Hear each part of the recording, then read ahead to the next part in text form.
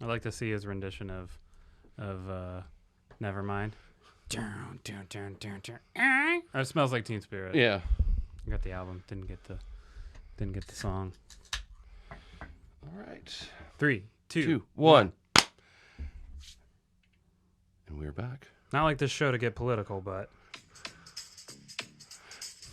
Well, I was born and raised in Scranton, PA. Lifeguard by the pool's where I spent my days. Till a dude named Corn Pop, who wasn't that cool, started making trouble at the swimming pool. So I took a chain, wrapped it around my legs. They're hairier than my other legs. Not my, but black kids would touch them. Come on, man. Then I got on a train and moved to D.C. Chirac Jabrama gave a job to me. Picture of Jamie I Foxx. shuffled around and sucked fingertips. Made a big speech, kissed the boy on the lips. What are you looking at? I wrote the damn bill. I hold the ladies tight and sniff all their hairs. First person American to fall up the stairs. Ran for president. I was a winner. Winner was me. Now I sit at my desk as a president. Not president. You know the thing. Come on, get your face out of your ears. Nice. President Joe Biden. That's Kyle Dunnigan. Go check out his YouTube page. He's a comedian, and a lot of his online content is him doing face swap impressions. So he'll take like Kim Kardashian's face, put it over his, and do an impression of her. He does like a great Bill Maher, Joe Biden. Yeah, he does a lot of different impressions. Really funny guy. Nice. Awesome. All right. Well, we are back. We are actually, we took last week off. Wink, wink. Wink, wink. I missed you. Yeah, Brendan had to report to his parole officer, and I had a furry convention. So, My parole officer wasn't there. yeah, he was at the furry He was at convention. the furry convention. Yeah, we had an oopsie. Tell him not to dress up like a pink squirrel ever again. Tell him to be a Pink Floyd. Yeah. So I'll get my costume back from the dry cleaners next week. It's I think you need a wet cleaner. it's pretty bad. It's the gnar. It's bad.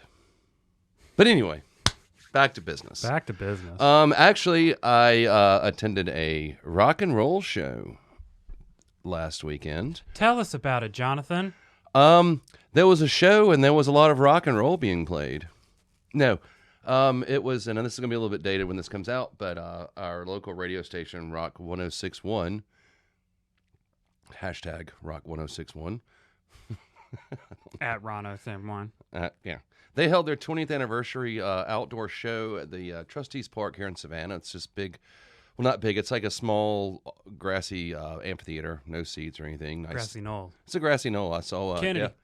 Yeah. Who was on the lineup, Jonathan? Well, I'm glad you asked.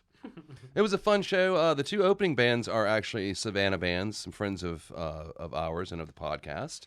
The opening band is three guys by the name of Whale Boat.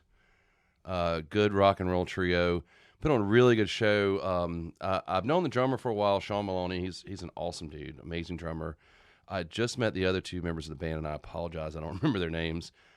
Great guys, sounded great. Just rocked their faces off. Just really unmemorable, but yeah. No, it was very memorable. They were their names are not because I don't remember anything.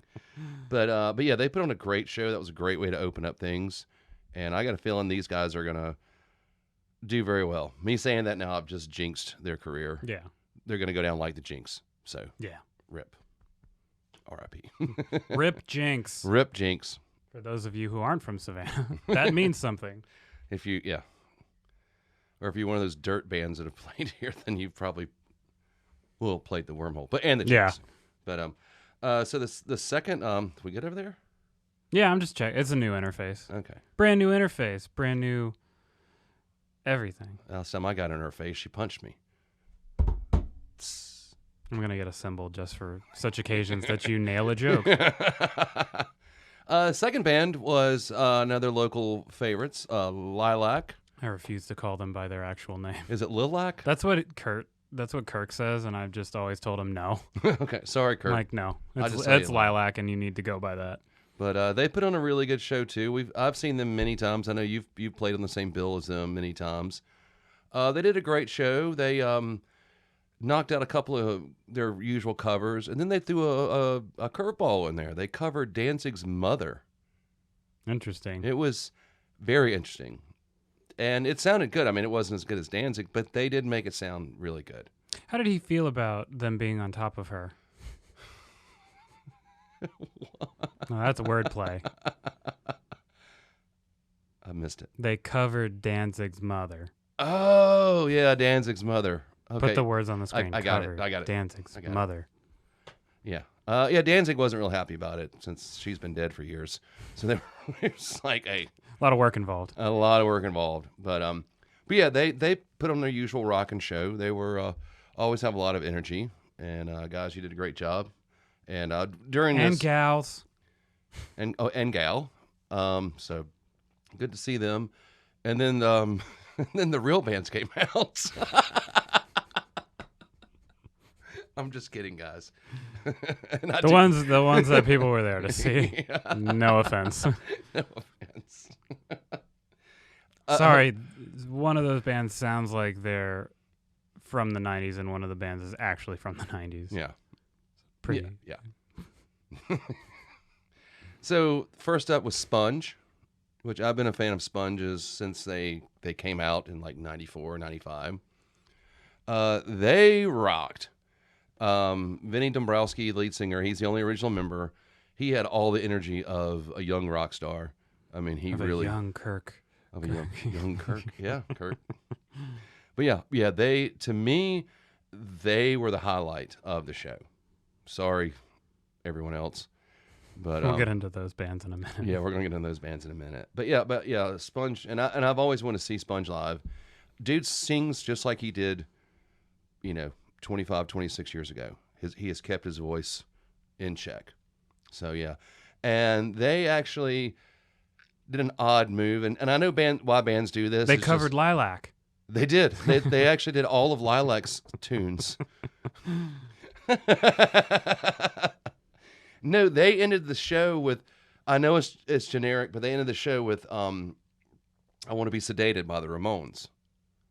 Just, I guess, one last whiplash tune. I mean, I know everyone's covered I Want to Be Sedated. Mm-hmm.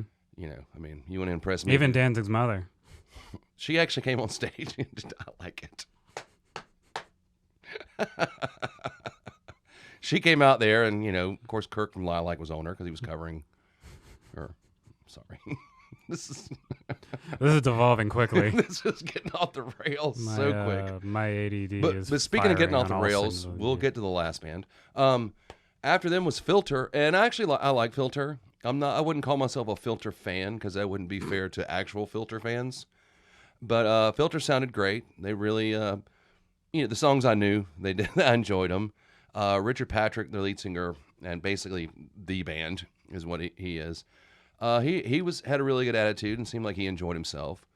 And little trivia fact for those who don't know: Richard Patrick, who is Filter, his big brother is Robert Patrick from T2. He was the T-1000 Liquid Terminator. Oh, they're brothers. Those effects still hold up. They do, and that's probably one of the best sequels ever made, ever. Mm-hmm. Yep. Oh, yeah, for sure. Well, it's weird, right? Because T1 was more of like a horror kind of movie. It was a horror movie. And T2 is like action-packed. Mm-hmm. And then 3 started as a porno script, and then they just kept all the dialogue. And you are not far from the truth. Fuck, that was such a bad fucking movie. It was terrible. But yeah. But anyway, Filter sounded great. And it was good to see them. And then the show was over, and we all went home. I like how Sponge and then Filter are right back next to each other because sea sponges are like filter feeders. That's right. And then you have the headliner was Puddle of Mud. I found out why Puddle of Mud actually played the show, other than they needed the money. When Rock 106... Talent level? No, definitely not that. Rock 106, their first show they put together 20 years ago, Puddle of Mud, played it, which was 2001, and that's when Puddle of Mud was relevant. But I will say this about Puddle of Mud, and it's true. Musically, they sounded really good. Sure. Musically, they did sound good. They sounded great. It was great until Wes Scantlin opened his mouth. I'm sorry. So the intro was good. Yeah. Dude, you sound terrible. You sound like a horrible version of Kurt Cobain. Who you really don't even like anyway. No, I don't know. Kurt Cobain couldn't sing. So let's do a bad impression of someone who can't sing. And that's it. And I sent you a video. They did in the middle of one of their songs, because I don't know their songs. It must have been a boring song, because in the middle, it wasn't She Hates Me. Yeah, no, they played that at the end, or near the end. They broke into War Pigs, or at least a couple of verses of War Pigs from Black Sabbath, and he didn't even get the words right. That's always fun. Yeah, I mean, let's take a song that's, I don't know, 60 years Ozzy doesn't do a ton on Black Sabbath songs anyway, and that's a very sparse song. Mm-hmm. So probably should get the words right. I mean, it's not like there's a lot of words. And no, there isn't. And they didn't even do. They did like two verses, maybe. Technically, they did 3 verses, because in one of the verses he was singing the wrong lines from another verse. So, guys in Puddle of Mud, hey, if you get a new singer, you guys might actually make it. I hear Chris Cornell's open. Oh, sorry. Just his throat. Ouch. I fell on black guys. Yeah, I forget Good the night. song. Yeah. But anyway, we did. All in all, it was fun. I do want to give a extra special shout out to, because this individual informed me that he does listen to our podcast. So there's one person that listens to it. We have verification. We do. He told me, because he was like, "Yeah, I listened to it. It's terrible." Yeah. And I was like, "You That's are fair. listening to That's it." fair. Yeah. I was like, "You're not lying. You really." I know I'm not fucking listening to it.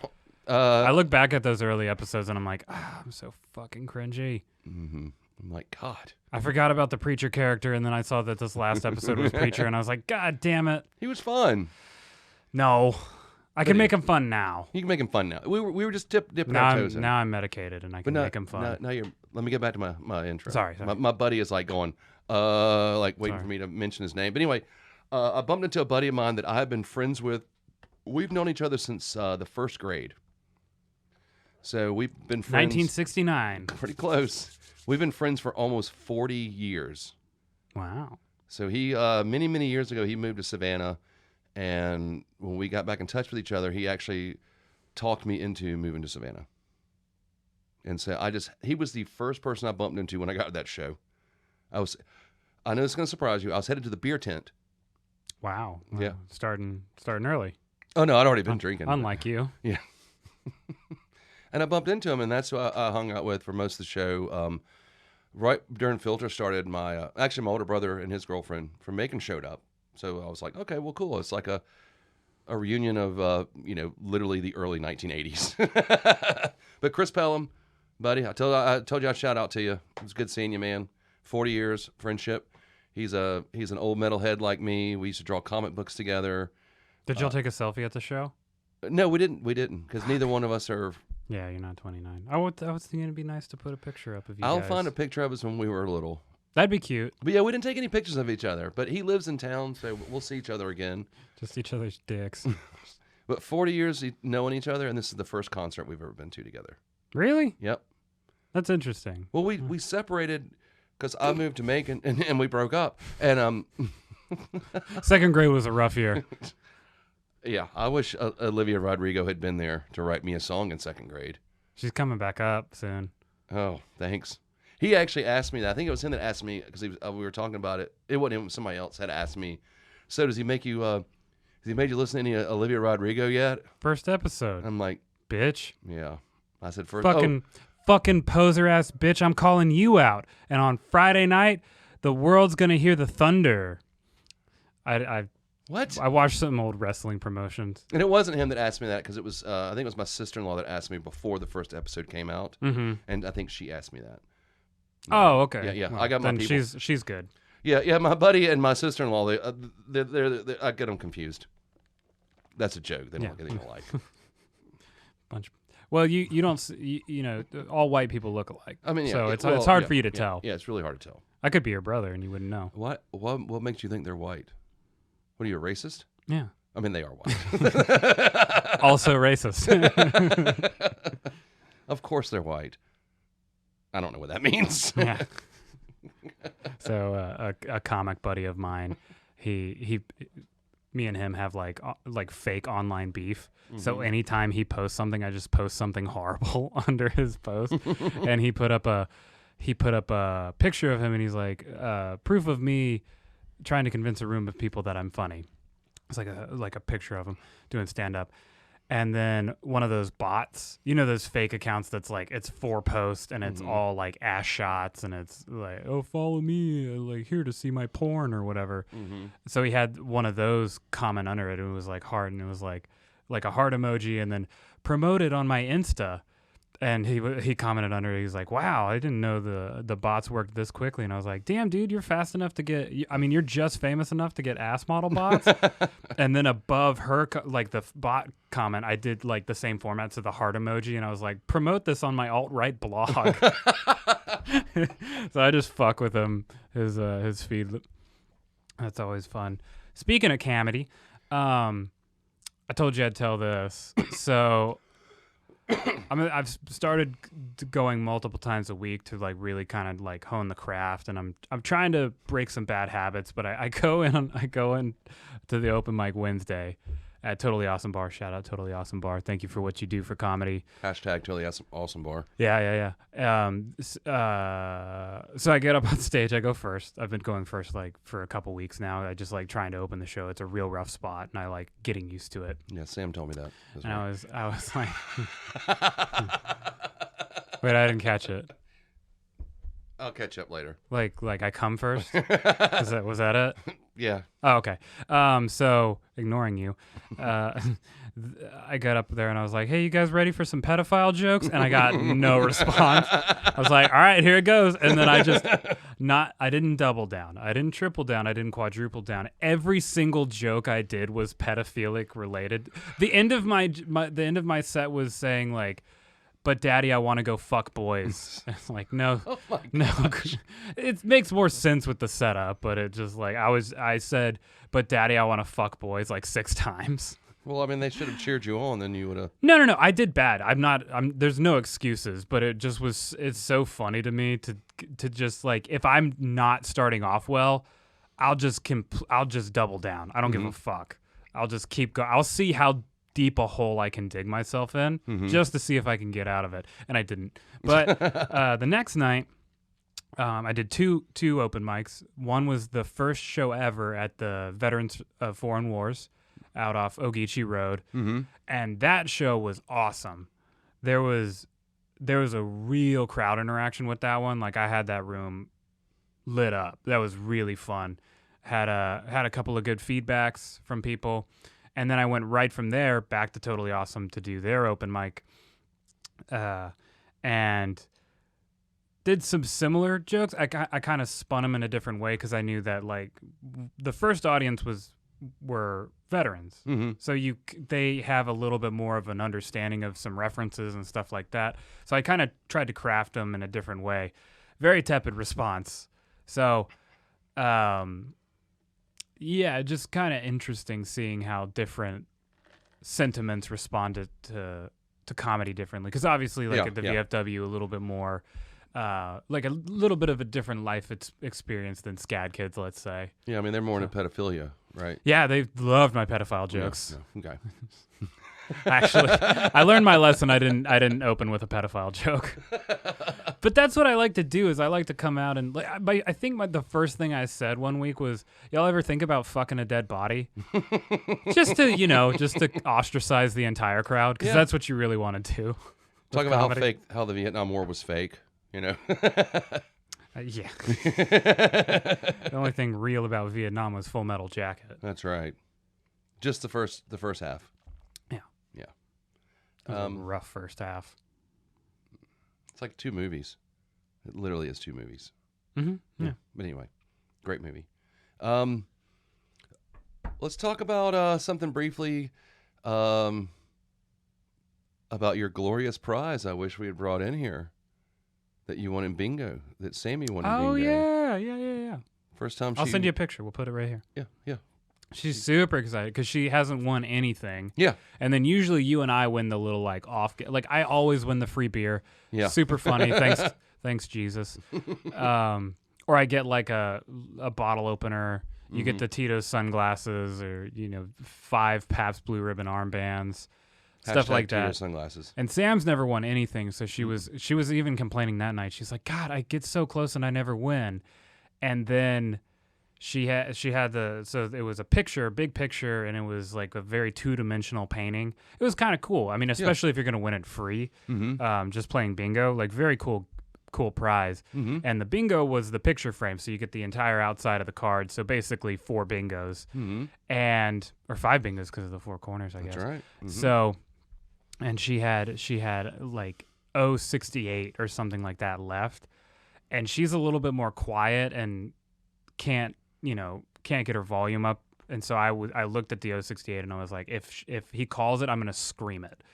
And within 3 numbers he called it, and I shouted way before she could, like, bingo, so she could get up and get it. Because a lot of times it's like if there's multiple bingos, whoever gets it there first gets it, and I wanted her to really have it. So she was so excited because that was like the grand prize. Yeah, that was there's always a won. grand prize at the end, and that was it. And now she can't bitch about not winning. And it's cool. Yeah.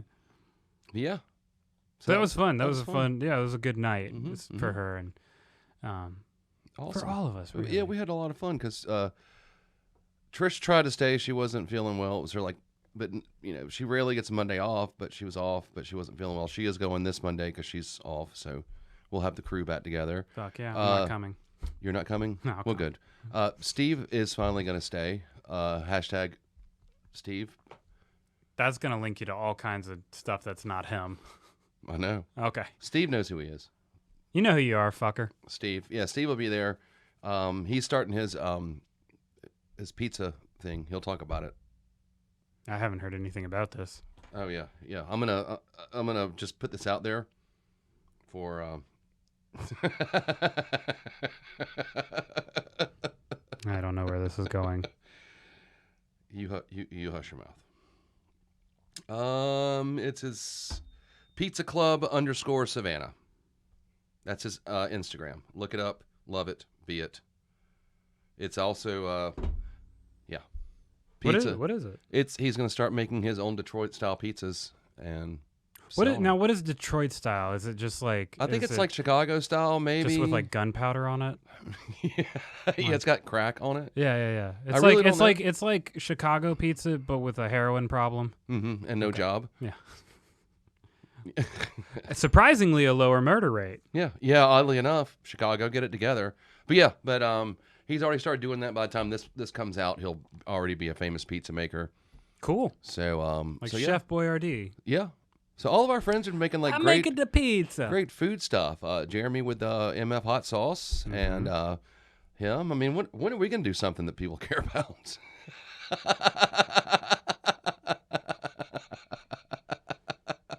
Probably never. One last thing before we get started. I'd like to give a shout out to our one listener in Kazakhstan, Yal Mahal. We appreciate you, motherfucker. Canceled. One more thing before we get done. Before we get to this. Before we just leave. Look, man, I got to pull out Aaron Lewis, man. Get out of here. Yeah. Also this week, I officiated a wedding. Most of you, or actually all of you, probably don't know because you don't know me. I am also an ordained minister, and I will officiate weddings for people I know. For a case of beer. I charge a case of beer. So I got to do a wedding this week, so that was fun. But hashtag Reverend Johnny.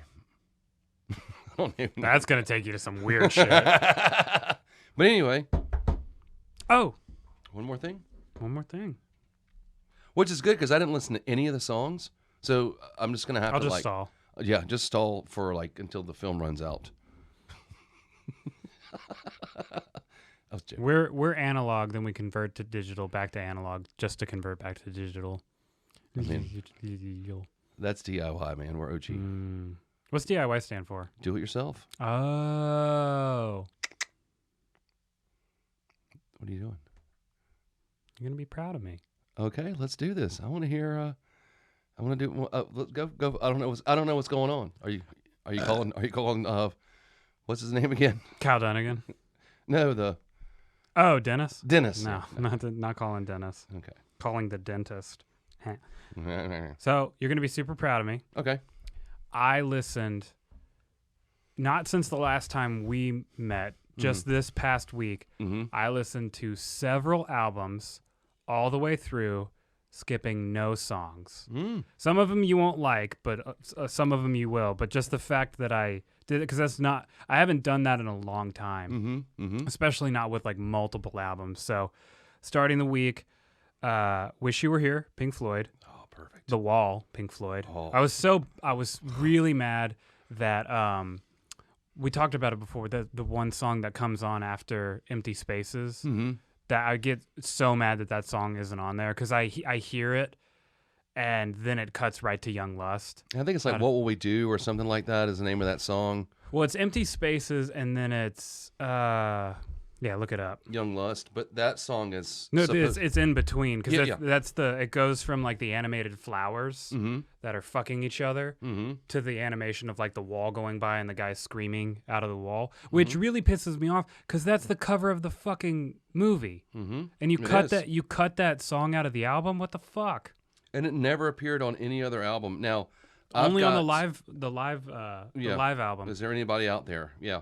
Yeah, it's called What Shall We Do Now? It's between Empty Spaces and Young Lust. What Shall We Do Now? I love that song. Yeah, it's so good. The drum breaks in that. Shout out to Nick Mason. Is he dead? I think Nick Mason's dead. Was it Nick Mason or the other one? Sid Barrett's for sure dead. This keyboard player. Which one? Richard Wright. I think Richard Wright's dead. Okay. I think. Roger Waters should be dead, but ouch. I digress. Ouch. No, he's my favorite. Dark Side of the Moon. Ooh, I see a theme. Well, that was it for Pink Floyd. That's what got me into it. Is I was like, I forgot how good these albums are together, especially The Wall, because that's a very thematic. It's not like a concept album, but it's concept movie kind of, but very thematic album. Yeah. Master of Puppets, Metallica. Cooling Off, Galactic. I don't know if you know Galactic. They're like a neo-funk jazz kind of thing. They're really cool. Okay. They've had several iterations. That album was 96. And You, Manitoba's Wild Kingdom. Finally did it. Fortitude by Gojira. That's the newest album. I've listened to it before, but I went back and I re-listened to it. Have you checked it out? Not in full, no. That's a great fucking album. Gojira does not let down. No. No. They just put out killer. Who'd have thunk, like, really heavy metal guys that are just into being environmentalists can make great fucking music. You wouldn't think it. It's kind of like what I equated to is, everybody thought like Black Sabbath was like super demonic and shit like that at the time. It's like, no, they're like kind of hippies. Yeah, they are. They don't like, they're advocates of like peace and love and shit. Kind of, if you really dive into the lyrics, and they have some darker stuff, but nothing. They're violent. not. They're not like actively like worshiping Satan. Not like a lot of like black metal bands or whatever. Well, that's just like their thing. Yeah, that's like my buddy Jake. I had him on the podcast and he was talking about. I forget the band, but the lead singer. He kind of, he sort of was the innovator behind like the corpse paint, and he would like sleep in dirt and shit. Like he was a wild. I think that band was like Swedish or Norwegian or something. Probably Norwegian. Something like that. Ride the Lightning. Ooh. Metallica. I've listened to that album before, Yeah, but I really cool to go back and listen to it, especially after Master of Puppets. Nothing Shocking by Jane's Addiction. Metallica Black Album. Ramones. Just that album. The Rise and Fall of Ziggy Stardust. Paranoid. Oh, wow. Leviathan. Oh. Super Unknown. Leviathan is by Mastodon. Sorry. Super Unknown is by a band called Soundgarden. Paranoid's by Led Zeppelin. Puddle of Mud. Yeah, Puddle of Dud. Super Unknown. One word by Soundgarden. This one you really like. Walk Among Us. Oh, Misfits. Misfits, yeah. Oh. And then that one, the last one. Oh. No, that was just on the way over here. We listened to that on the way here. Yeah. So yeah, how many was that? 1, That's amazing. 2, 3, 4, 5, 6, 7, 8, 9, 10, 11, 12, 13, 14, 15, 16. 16 albums in 1 week. That's very unlike me. So That's nice. I need to get back into doing that because there's something about just digesting an album as a whole. Because it's too easy now with streaming to just listen to anything and everything. yeah. And yeah. Well, and as we've kind of talked about, newer artists have no incentive to make an album. Yeah. Because the old incentive was the record sale. And you might, if you have a good single or two and you make a 45, there's a little bit of money in that. But the real money is you make a couple good singles, tie them together with a couple of decent songs, throw a couple not so good ones in there, and use the good songs to sell the album. And that's where you make the money. Yeah. And now, after the advent of Napster and into the record companies really fucking that up, and now the streaming services and the record companies yet again fucking that up, except for themselves, there's no incentive to make albums. No. So people just make singles because as we talked, Lil Nas X, Olivia Rodrigo actually, she just made an album, but she could have just generated a lot of success off the singles she's come out with. You don't need albums. So what I equate people who are actually still making albums to is it's either people that haven't accepted the change and don't know what they're doing, or people trying to make art. Yeah. That's the real thing. And that's what I like is singles to me are the person that they pick up a paintbrush and they make one painting, and that's the end all be all of it. Album work is like somebody who makes a collection of painting, like somebody that's like, Van Gogh level kind of shit, where you're committed to something very hard. Speaking of which, I'm coming out with an album here soon. Working on it. Awesome. It's all on me now, so it's a little bit more difficult to get things together, but I think the payoff's going to be really, really good. And because it's daunting because it's all in my hands, I'm the only one that can, if it's bad, I'm the only one to blame. But I think at the end of the day, that's what I've been looking for a long time. So exciting stuff, but yeah, really digested a lot of music. Do you want to talk about any of those albums before we get into music? Because here's what I'll say. Super Unknown was really hard to get through. That shit was boring. It's a very long album. I love Spoon Man. That's a great fucking song. And then Black Hole Sun fell on Black Days. Is that just called Black Days? It fell on Black Days. Fell on Black Days. And then everything else, I was like, this is filler to the fucking gills. It's a lot of filler in there. It's a lot of Why filler. don't we let's breeze through our songs and then we can talk. Then we can talk about it. Fine. Because I feel like what we gave each other this week. STDs. Sorry. STIs. Yeah, get it right. I feel like we gave each other good stuff. I hope the feeling is mutual. If not, I don't care. It isn't. Okay. I haven't liked a song since New York, New York. That was episode 2. Wow. No, just kidding. But yeah, we'll go ahead and kind of knock these out, and then we can talk albums. Let's knock these up. Let's knock them out. Up, out, around. Flip the thing. Behind Grandma's house. Let's go. Let's dance. By the way, the offer is still out there. If you want me to play tambourine on your record, I'll still do that if you want me to. I told you I could play tambourine, and you didn't call me back. Just let me be your Linda McCartney. To you. Me. All right. Well, I'm going to go ahead and start. As always, thanks to Robbie Four Strings. Thank you, Robbie Four Strings. Sorry, Four Hooves. Oh, Four Hooves. There was a theme to what I gave you. You probably didn't like it. I don't care. I'm just kidding. Didn't what? That was a lot of information at once. Really? I'm going to say something and you say something. Okay. The first song I gave you was All. And the song is Guilty, correct? Is that the order? Yeah, I thought you said the song is All. No, the band. I'm is sorry, all. the band is band All. Is all. That's because that tricked me at first. I was like, oh, the band's guilty, and the song is all. I was like, wait, no, the song's clearly guilty, but then he like really emphasizes the word all at one point in the song. Mm-hmm. Not like super heavy, but it's just like that's like a really emphasized note, and I was like, wait, is the song all in the band? This is some meta shit. I was like, anyway, yeah. All is what was left over of the Descendants. I thought that sounded familiar. Yeah. I love the Descendants. Yeah. They're cool. When they broke up. Milo Goes to College. Mm-hmm. And I love that song, Cool Guy. That's a cool fucking song. I like the Descendants. And like they retired Milo, and All's mascot is Allroy. Is it so? Who's in that band from the Descendants? What's his name? Egerton, Steve Egerton. Yeah, the lead singer, and I think the guitar player.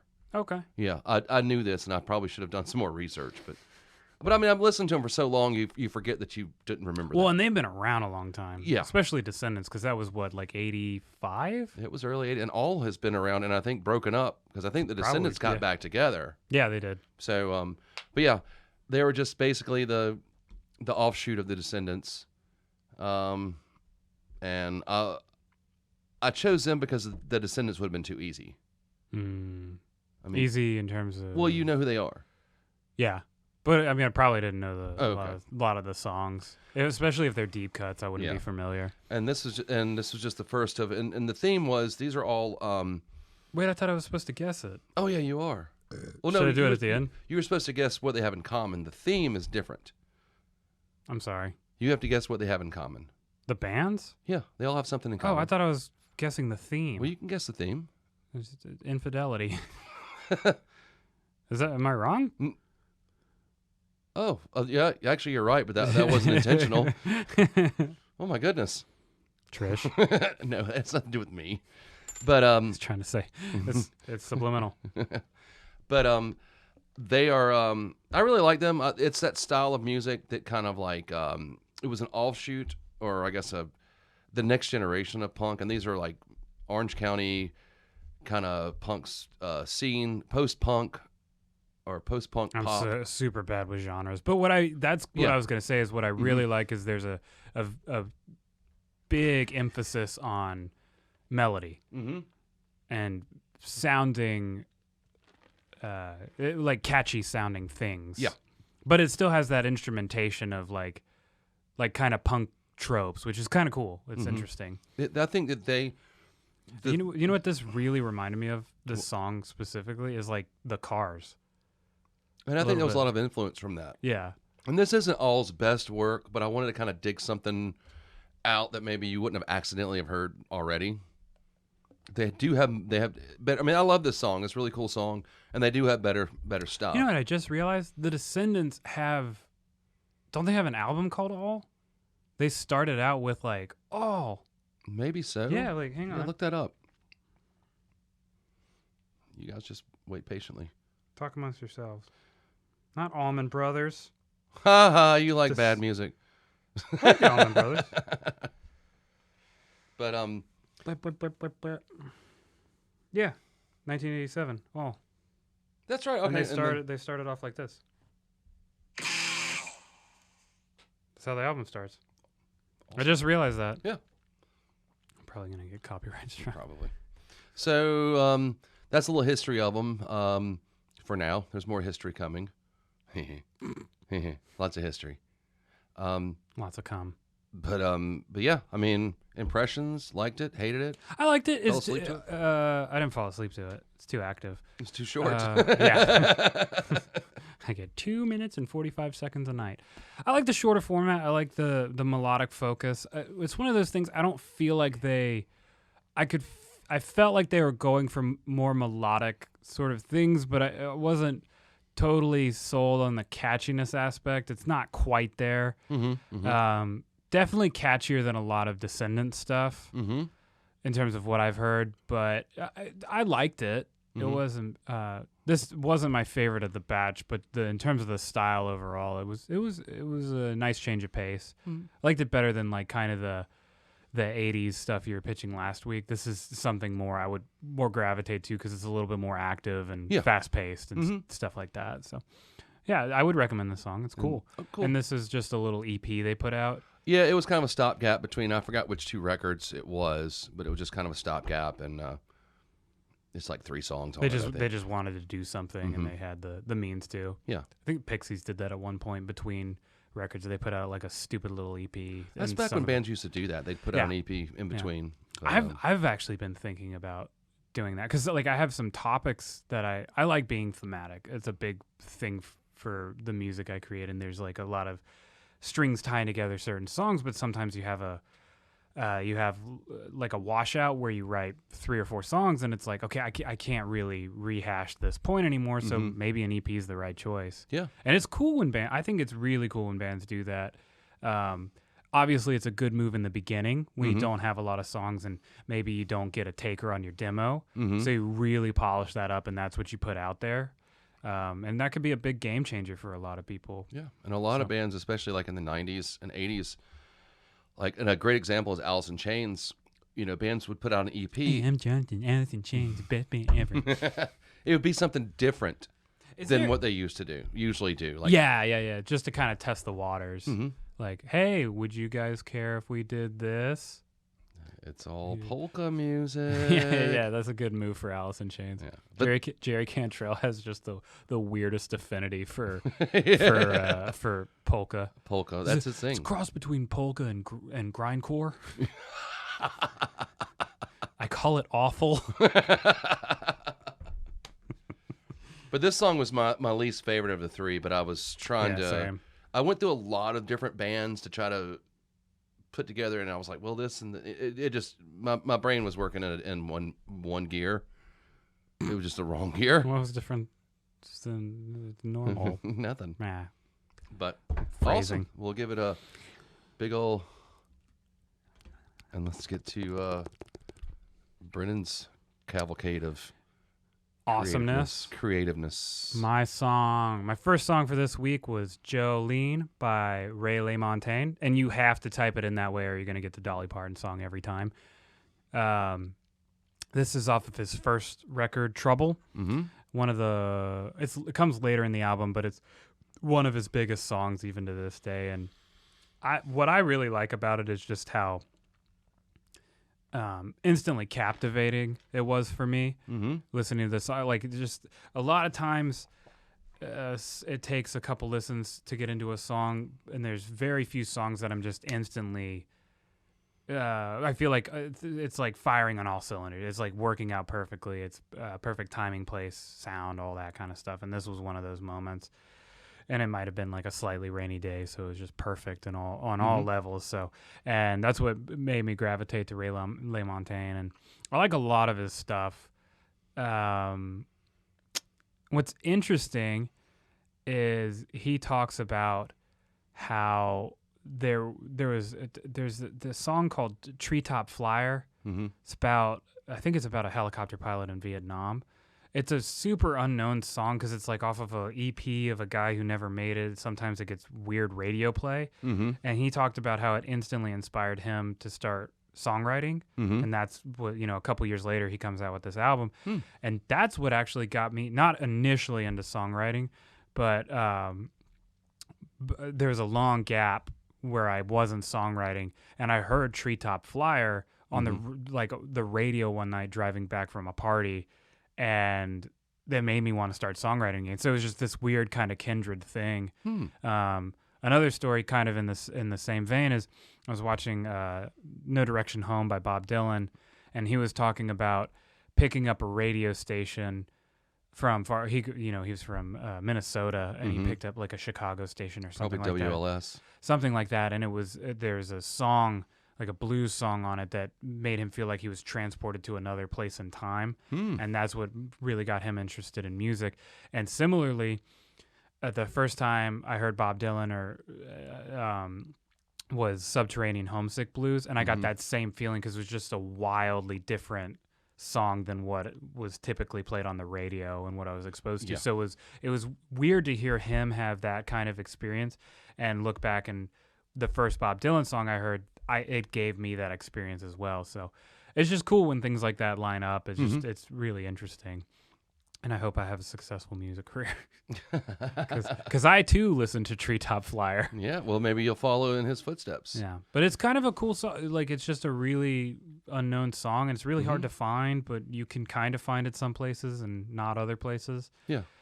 So, yeah. I actually, when you sent it to me, my first thought before I even listened to it was like, Dolly Parton is cover. it covering a Dolly Parton song? And I was very pleasantly surprised. I was surprised. Like a TJ Maxx. Anyway. Yeah. I loved like the kind of storytelling aspect to it. It took about one listen to really get me into it. Mm-hmm. And kind of once you get the full scope of the song, you're like, okay, I like where this goes. But when you're kind of going into it, this could be. Here's the thing: if this was one of those songs that was just kind of the same thing over and over again, so like verse, chorus, like that would be really boring because it is a slower song. But because of the way he incorporates the chords between the verses and the choruses and the bridge, like how he moves it around, it's captivating once you understand the full scope of it. It's like watching Pulp Fiction. It's hard to kind of like to not follow the first time you watch it, but once you see the whole thing, you're like, oh. Yeah. And that's what's cool about this song. Yeah. And it was very, very visual. Very visual. And, yeah, it reminded me of some of the other stuff you gave me a few weeks ago with the kind of like the storytelling. Like Coulter Wall. Yeah, Coulter Wall. It really reminded me of Coulter Wall, just in the storytelling, not in, But and what I like about this song is it's not direct storytelling. He's not. He's walking you through some. It's like almost like a slideshow with gaps, which I like because 13 Silver Dollars is very linear. It's like here's what's happening in real time, where this is like kind of jumping around, which I like that aspect as well. It's almost like he's telling it in flashback form. Yeah, and I also drove into Spokane one time in the rain and bought a hard pack of cigarettes. I didn't sell my coat. Did you sell your coat? I didn't sell my coat. Did you have a picture of me holding a picture of you? In the pocket of my blue jeans. That was such a visual line. I literally saw that. And that's just such a cool line. Like that, there were a lot of things that stuck out to me in those lines, and that song, excuse me, but that was one of those lines. It's like, that put me somewhere. Yeah, yeah. Or even like, selling your coat in Spokane, got a hard pack of cigarettes, or something else. What was another line that really cocaine flame in my bloodstream? That too. Such a good line. But what a way to open a fucking song. Yeah, that was like right off the bat. High on coke and buying cigarettes. But he didn't paint a picture with that song. I think he painted several pictures. 2 or 3 easily. Yeah. He painted like a picture and a half. It was like some stuff. It was like, those viewfinders, Yeah. Every time you hit the button. Yeah. But yeah, I really like that song. It's like a viewfinder on shuffle. Yeah. And crack. Or cocaine, excuse me. But yeah, I really enjoyed it. That was fun. It was a fun song to listen to, and I listened to it I'm glad it grew on you, because that's I always kind of figured it was a song like that. It's instant for some people, and then it's a slow burn for others. And then some people, anybody that hates this song is like, all right, well, go back to your shitty music. Yeah, you don't like visual songwriting. Go back to Korn. Yes. Go back to Muddle a Pud, whatever they're called. I like that. I just pictured a mortar and pestle with like a dick in it. All right, well, I'll give it a thumbs up. Yay! Let's move this. I can. That's one of my favorite songs to cover. I cover a couple of his songs. I really love. It's very rare that I find an artist who is as interesting for me to cover as it is for my own music. You know what I mean? Like, because it's kind of like cooking for yourself, and then finding a chef that you really enjoy their recipe, so you do it exactly that same way. You know what I mean? When you cook for yourself, it's always good. Yeah. And going out to eat is sometimes unsatisfying. So yeah, unfortunately. Yeah, and very rare that I find covers that I actually get as excited about. So that was one of them. Awesome. So the next one I gave you is a very unknown band. Yeah, Puddle of Mud. Almost.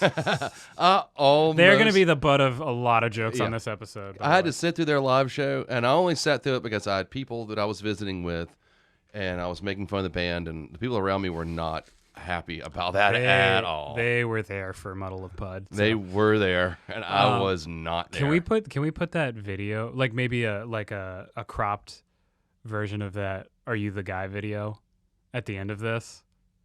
Yeah. Can we do that? Yeah, 'Cause I'll do that. That's wild. Yeah. That's a wild. We don't have to put the whole thing, but just like that beginning segment. Are you the guy? That's so because you're just like, what the fuck is happening? And I feel so bad for the guitar player who's trying to start something despite it, and then the guy's like, no, I gotta say this, man. You're like, oh shit. And also the other reason why I sat through the show was I was waiting for a meltdown because I was going to get it on film. Yeah, it's like going into NASCAR and just praying for a crash. It was like oh my god, it was like being at the whatever the crash that killed Dale. You know, it's really funny. And that's a horrible thing to say. one of my favorite bands is Primus, and I love, especially in the early '90s, it was really popular for people to chant like Primus sucks before the show, and it's just a good fun thing. Yeah, that was their thing. Yeah, but I feel like for Puddle of Mud, they're like, oh, cool, we're like Primus. Everybody's yelling that we suck. And it's not like the Primus bit at all. No, Wes, they're being honest. Yeah. But you're homeless and suck. You're homeless and suck. I wish I'd been close enough to the stage, so when they started, I could have yelled, "Hey, I took your house." yeah. But I didn't want to be that close to him because there was no penicillin around. What if you found out after the show that he was staying at the business you run? I would have. I don't know what I would have done. Kick him out. I would probably thrown him out. Are you the guy? Get out. Are you the guy that kicked me out of the fucking Airbnb this morning? Yep. Get out of here. Get out of here. You sound like a horrible Kurt Are Cobain. you the guy, man? And that's almost like an oxymoron. No, I said that wrong. It doesn't matter. Moron oxy. Yeah. A moron on oxy. Yeah, well, that's Wes Scantlin. Mhm. Oh! Don't sue us. Hashtag don't sue us, Wes Scantlin. I'll steal your Fuck you, house. I'll fight you. Yeah, I will. Anyway, back to the front. What? That was a line from a Metallica song in Master of Puppets. Back to the front. Oh yeah. Disposable yeah. Heroes. Oh, you know what's like so. Of Wolf and Men. Is that I can't remember. Is that that's off the Black Album, right? Mm-hmm. So a lot of the Black Album I didn't like. I was familiar with like the singles, obviously. Like Inner Sandman was a huge hit when I was in high school. Mm-hmm. And wait, no, because that came out in the early '90s. I don't know. There was a huge resurgent when I was in. It was a huge school. hit when I was in high school. Yeah, and it came back around. Mm-hmm. And then what was in Nothing Else Matters was big. Even more, it's more of a ballady kind of song. But of Wolf and Men, that was a cool fucking I love song. that song. That intro, that dun, well, dun, and just dun, the way that line works, there's like that pause and then life. It's just a cool like syncopated rhythm for the turnaround. I really like that. You know what that song's about? Werewolves. Specifically, there was a movie in the early '80s called Wolfen.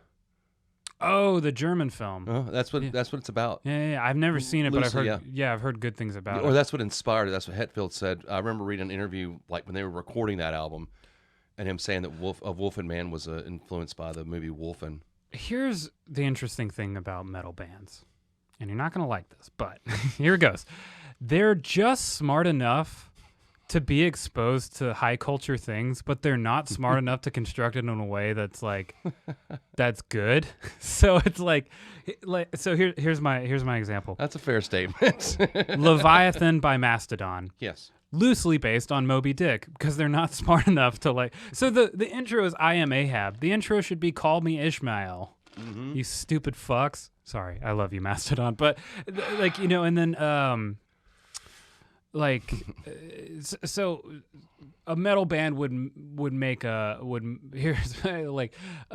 make a song about Old Man in the Sea, but they wouldn't have grasped the deeper context of the book.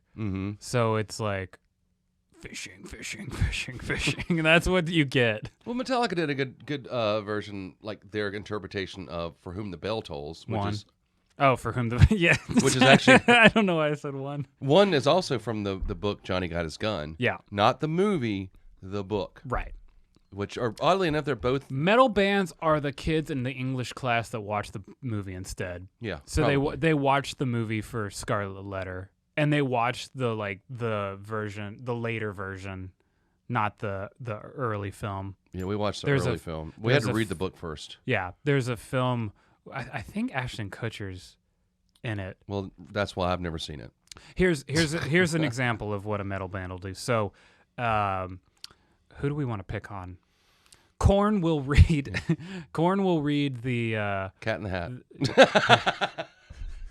Scarlet Letter. What was I thinking? Fuck. What did you just say? Cat in the Hat. No. Okay. So, Korn will they won't read Romeo and Juliet, but they'll watch that shitty '90s movie with Leonardo DiCaprio in it, and Yeah. then they'll make a song about or an album about They it. will. And then everybody's like loosely based on. It's kind of like when there's like Not even the good, you know the good one from the '60s that we all had to watch in school. Right. So it's like kind of knowing the backstory of an event, and then you watch the movie, and it's like based on the real story, and it's like this is very loose interpretation of what's going on. But Sorry to go off on a tangent. Mastodon, I love Leviathan. great album. Metallica, I think you're fine financially. I don't think this podcast is gonna put you in ruin, but No. I really liked Of Wolf and Men. Yeah, I love that song. Just the intro. of Dun, dun, dun. Anyway, life. Dun, dun, dun, dun, dun, Yeah. dun, dun, dun. Yeah, like that. And now I'm going off on a tangent for 1 second. I wasn't really that impressed with the Black Album, but the songs I Yeah. do like on the Black Album are really good songs, like Yeah. Of Wolf and Man. I love Through the Never. I think that's a cool Through song. the Never is a cool fucking song. That was Struggle the name Within. of one of the documentaries, right? Yeah. Mm-hmm. That's just a cool concept. I hate Sad But True. People love that song, and to me, I like it it. is so boring. Dun, dun, dun, That's dun. all. That's it where is. Lars really shines with I simple hate rhythms. That song is dun dun dun dun dun dun. That's all it is, and it's just these It's kindergarten lyrics. It's kind of watered down. Hey, I mean, Your I life, hate that song. I'm the one who takes you there. Dun dun dun dun. But in terms of a catchy song, it's catchy. I just hate it. It's for fucking casuals, man. I'm not a brah. I listened to Master of Puppets like twice. Oh, do you want a gold star? I would like a diploma, please. Okay, well as soon as I get I one, I'll give you survived one. Master of Puppets. My star. Well, Pastor of Muppets. you're doing better than Cliff Burton. Oh, sorry guys, that was not. He wasn't on Master of Puppets? He was on Master of Puppets. Oh, okay. Yeah, he then died. He died on tour for Master Right. of Puppets. That's right. And then Whiny Bitch. You don't like him anymore. Dave Mustaine. He was just on Kill 'Em All. No, Or he wasn't on any wasn't on any of recordings. They, Oh, okay. They fired him right before they recorded Kill 'Em All. Who did Hetfield just do all the guitar work on Kill 'Em All? No, Kirk Hammett. They flew him in, and he did the solos on Kill 'Em All. Oh, okay. So he was there from kind of pretty much the beginning. Of the recording era, yeah. Mm-hmm. No, the No Life Till Leather demo that they recorded that you can find everywhere now, that's Mustaine. Okay. Yeah. But anyway, back to today's podcast. Yeah, right. The second band I gave you is a band, like I said, very underrated, underrated as far as I'm concerned. Big Drill Car. It's a cool name. It is a cool name. I think I gave you Diamond Earring or Earrings. This is off their first full-length album. They're one of those bands that they released an EP first because they were on a minor label, I think called Cruise Records. They were discovered by... Fred Durst. No. Aaron Lewis. No. Stephen Egerton from The Descendants. Oh, okay. It's because of the Descendants that Big Drill Car got their start. I'm sensing a theme, There's a or I'm theme. sensing a connection. And they're Orange County, Huntington Beach band. I really, really love this band. Their songs are short and sweet. The lyrics most times really don't mean anything, but they're fun. This is what pop punk was. Oh, like Green Day. Somebody come in and hold him back. But no, this Sorry, is like Blink 182. this is what's. But you make a good point. That's what's so infuriating is when bands like, and nothing against Green Day, even though I don't like them.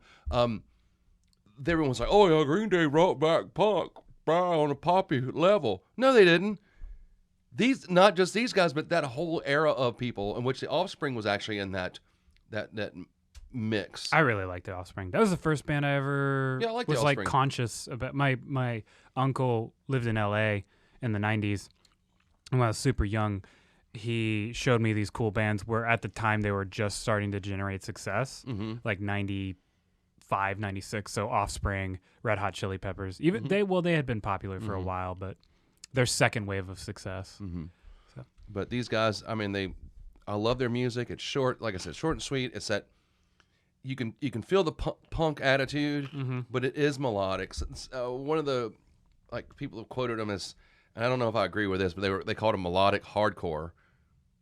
Yeah, I don't know if that's a weird term. Yeah, I wouldn't go that far. That's kind of like saying like soft metal. Yeah, You know, I would think they were more of a melodic, poppier punk, because isn't the whole point of hardcore to be not melodic. not melodic? Yeah. Yeah. And Or just like not a huge emphasis on it, like Yeah. Bad Brains. Yeah, and lead singer Frank Daly, he has a melodic voice. I like his voice. He just kind of sounds like an everyday guy who used to be a punk. I don't know, but Yeah. They But have like a- also liked good music. Yeah, like yeah. not one of those people that's just like converts to the punk side of things, and then that's all they digest. It's Yeah. like, all I listen to is Black Flag and Black Fag. Sorry,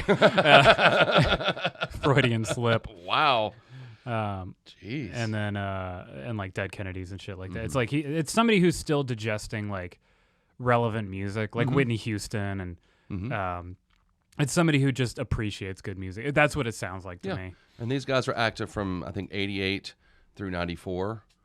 So just real quick, and I discovered them sometime in the when they were still active in the 90s, and I was just like, wow, these guys are. It's a little bit different than the same old metal that I was listening to at the time, but it was just like this has got punk flavors, but it's kind of I might be able to play this around girls, and maybe they'll like me. And to get them into the like a soft opening for some of the heavier stuff. Yeah, That works a lot. Yeah, like I think pop punk from that era, which is that's like the gateway drug. The actual pop punk. Yeah, that's the actual. I think that's the You're best. gonna die. You're gonna die on that sword. I know. No one. Yeah, but people from my generation will say, yeah, that's what pop punk is. Everything else is just a progression down. And I get where you're coming from, because that's like somebody in my generation being like, oh, I like funk. Yeah, like Red Hot Chili Peppers, and you're just like, okay. It's like they don't have an understanding of the full picture. Right. It's like you realize there's like 30 years of musical influence before Red Hot Chili Peppers, and like, Yeah. especially in the beginning, they weren't really funk. No, they were just heavy. They were kind of like, they were kind of punk Yeah. a little bit, like Yeah. kind of like this, kind of like melodic pump a little bit, Mm-hmm. but their covers are awful in that era, by the way. Like they covered a lot of Hendrix because Yeah. John Frusciante could play every Hendrix song by 16. Mm-hmm. They cover Higher Ground by Stevie Wonder. It's horrible. They cover Castle Made of Sand is actually okay, Mm-hmm. but then they cover Fire, and it's awful. It's way too fast. Yeah. It's just awful. But anyway, Sorry. so I'm gonna throw it over to you. This is off their debut album, and it depends on what format you bought it in back in the day as to what the album title was. I have it on vinyl, and it's called Album Type Thing. If you bought the cassette, it was called Tape Type Thing. And if you bought it on compact disc, it was called CD Type Thing. Wow. They actually stole that idea from Public Image Limited, who their first album was called Album. Clever. Well, you know how Johnny Rotten is always clever. But anyway, so just a little fun, this and that. What do you think? Love it? Hate it? I liked it. I liked it a lot. It sounded good. Second favorite of the bunch. So Okay, cool. Obviously, we know where the favorite one stands. That's all right. Yeah. I mean, just sort of like one-dimensional, a little one-dimensional across the song, and I think that's just a little preface to what's coming. I liked that there was a lot of rhythmic changes in the third song, so that's why it was my favorite. But this one's good. Thumbs up for sure. Thank you. Go listen to actual pop punk like Blink-182 and like Hashtag Brendan doesn't know what he's talking about. Never do. No. I've seen Exodus. You didn't even got the right band. Yeah. Well, Kirk Hammett in Testament. No. Yeah, I saw him. In Testament? Yeah. Well, then he was lost. Yeah, he just wandered on the stage like, oh, shit. Oh, you know wrong what band. I saw? I saw the worst Kurt Cobain impression. Oh, that was Muddle a Pud. That's right. I'm sorry. Okay. No one saw that one coming. Durr. Lemon squeeze. Now to the lemon squeeze. What was the second one I did? Oh, yeah. Wait, I forgot again. Because I thought the third one. It's The Lime Tree. yeah, Trevor Hall. Yeah. He's actually from around these parts. I think he's from like Bluffton or Buford or something. Oh, I didn't know that. I didn't do any Yeah. research on him because Yeah. that requires work. It took a while for you to find me. But I was doing a podcast by myself already. It's going to be my song. What'd you think? It's different. It's definitely not what you normally listen to. It's not. There was I liked a lot of the symbolism. I was trying to really figure out if, because I think these all kind of had a similar theme. Love. And to me, like, this felt like either it was the rekindling of love or the end of love. Maybe. Yes. I feel like early Because stages. he was in his and the whole line about poking a hole in the cloud. Mm-hmm. I actually saw that in my head, Mm-hmm. like him sitting in the top of this tree, just like. Like, I always picture Poking like a his- Renaissance painting. Mm-hmm. I'm in a lime tree and I'm poking a hole and now I'm going to shower you with rain, Rain. which It is was- a metaphor for. It was good. It wasn't my favorite. Yeah. But I didn't mind listening to it. It kind of fit many times. It fit. There's other songs of his that I like a little bit more. This one's a good one, just to fit that slower pace, kind of more ballady kind of thing I was going for this time. I like it. It's very simple, Mm-hmm. and it does get a little repetitive, It did. like that Ramones album. We'll talk about that later. Yeah. Fuck, dude. Oh my god. Anyway, so yeah. But yeah, he might crop up again. I really like Trevor Hall. Very kind of spiritual guy. He strikes me as a guy that gets out into the woods quite a bit. Yeah, I can tell by the album cover. He's very pretty. Yeah, he's like a talented Kurt Cobain. Zing. But yeah, like I said, it wasn't my favorite. But if he pops up again, I'm not going to be upset. Mm-hmm. That sounded really weird. Yeah. He's But got a song that I enjoy covering Mm-hmm. as well. I enjoy covering it with a band a little bit more because it's more of like it's interesting because it's like it's traditional blues chords, but it's not tradition. It's not like a 12-bar blues, so it's cool. Mm-hmm. Mm-hmm. But it emulates what a 12 bars blues would be. Mm-hmm. So I really like covering it because it's kind of like it's got like funk elements too when you play it. Yeah. It's real. It's like the Chili Peppers. yeah, like the yeah. like But yeah. I mean, like I said, I'd like to check him out again. Check out his music again. check out his dick. Want to see it? Let me find out. But yeah, I will actually give this a thumbs up too. I mean, so. Back to the good stuff. It's all actually. I think it's all been good stuff so Yeah, far. it was a good episode. Yeah, it we was. haven't had one where I liked every single song since Yeah. I think that second episode. There was a couple in between. No. I mean like where I liked every one. song. Okay, yeah. Wait, what did I pitch the second time? Because I might not have even liked my songs. I think I did. I know we had that one episode where I hated all three of yours and you hated all three of mine, and we literally took 5 minutes. Oh yeah, that was To go like through it and say- Green Day, Blink-182, and Good Charlotte. Good try. Good try. Nice try. Nice try. But I haven't been on that. been on your playlist? I haven't been on our playlist in a while. Uh-oh. You need to. No, because I have a secret one now. 'Cause I don't want people to. even I don't want better. to spoil. You don't want people to know. It's spoiled pretty far out though, so We got a little bit of catching up to do. Yeah, I'm trying to get them out. Oh, that was third episode. Wait, You liked some of the third? That was second. I liked all of yours. The second episode. Okay, yeah, that was with like Warrior Soul, I think. Yeah, and yeah, Manitoba. True Grit.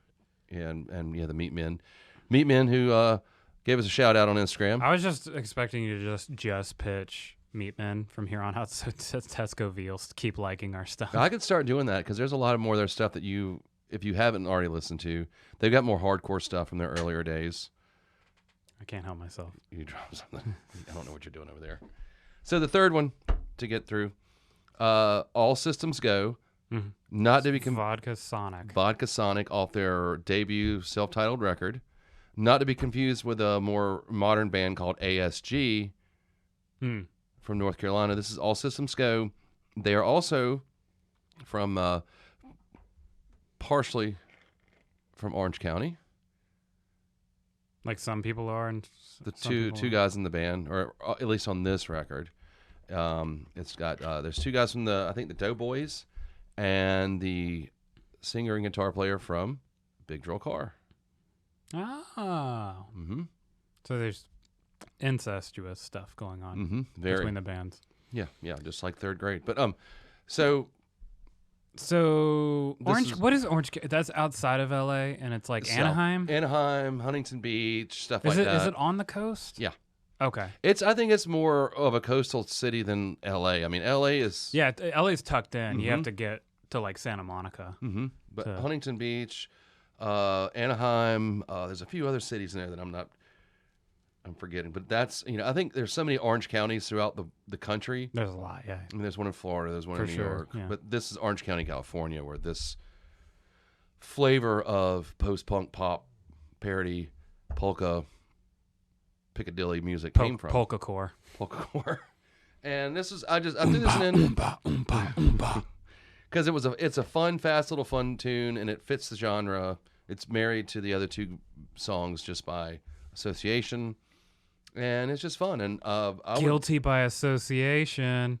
I don't know what that means. Sorry, but this was my favorite. I love the halftime switch up. I love it when bands really mix up the rhythm. I think it just adds a lot of diversity. This song was like the least one-dimensional of the three. And that's not to say they were boring. Just this one was the most exciting for me because I like a lot of changes. And there was a key change in the middle of it. It was kind of weird at first, but you get used to it and it's okay. And it sounds good. It just was an odd sort of change I wasn't expecting. This is they put on another record. The lead singer left, and the other guitars he also sings. So they have two singers.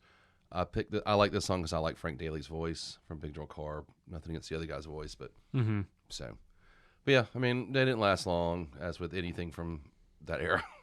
This is more of a newer, like this was like early 2000s, late 90s, like after all those other bands had kind of diminished, and this is like, I guess, an attempt to get back out there.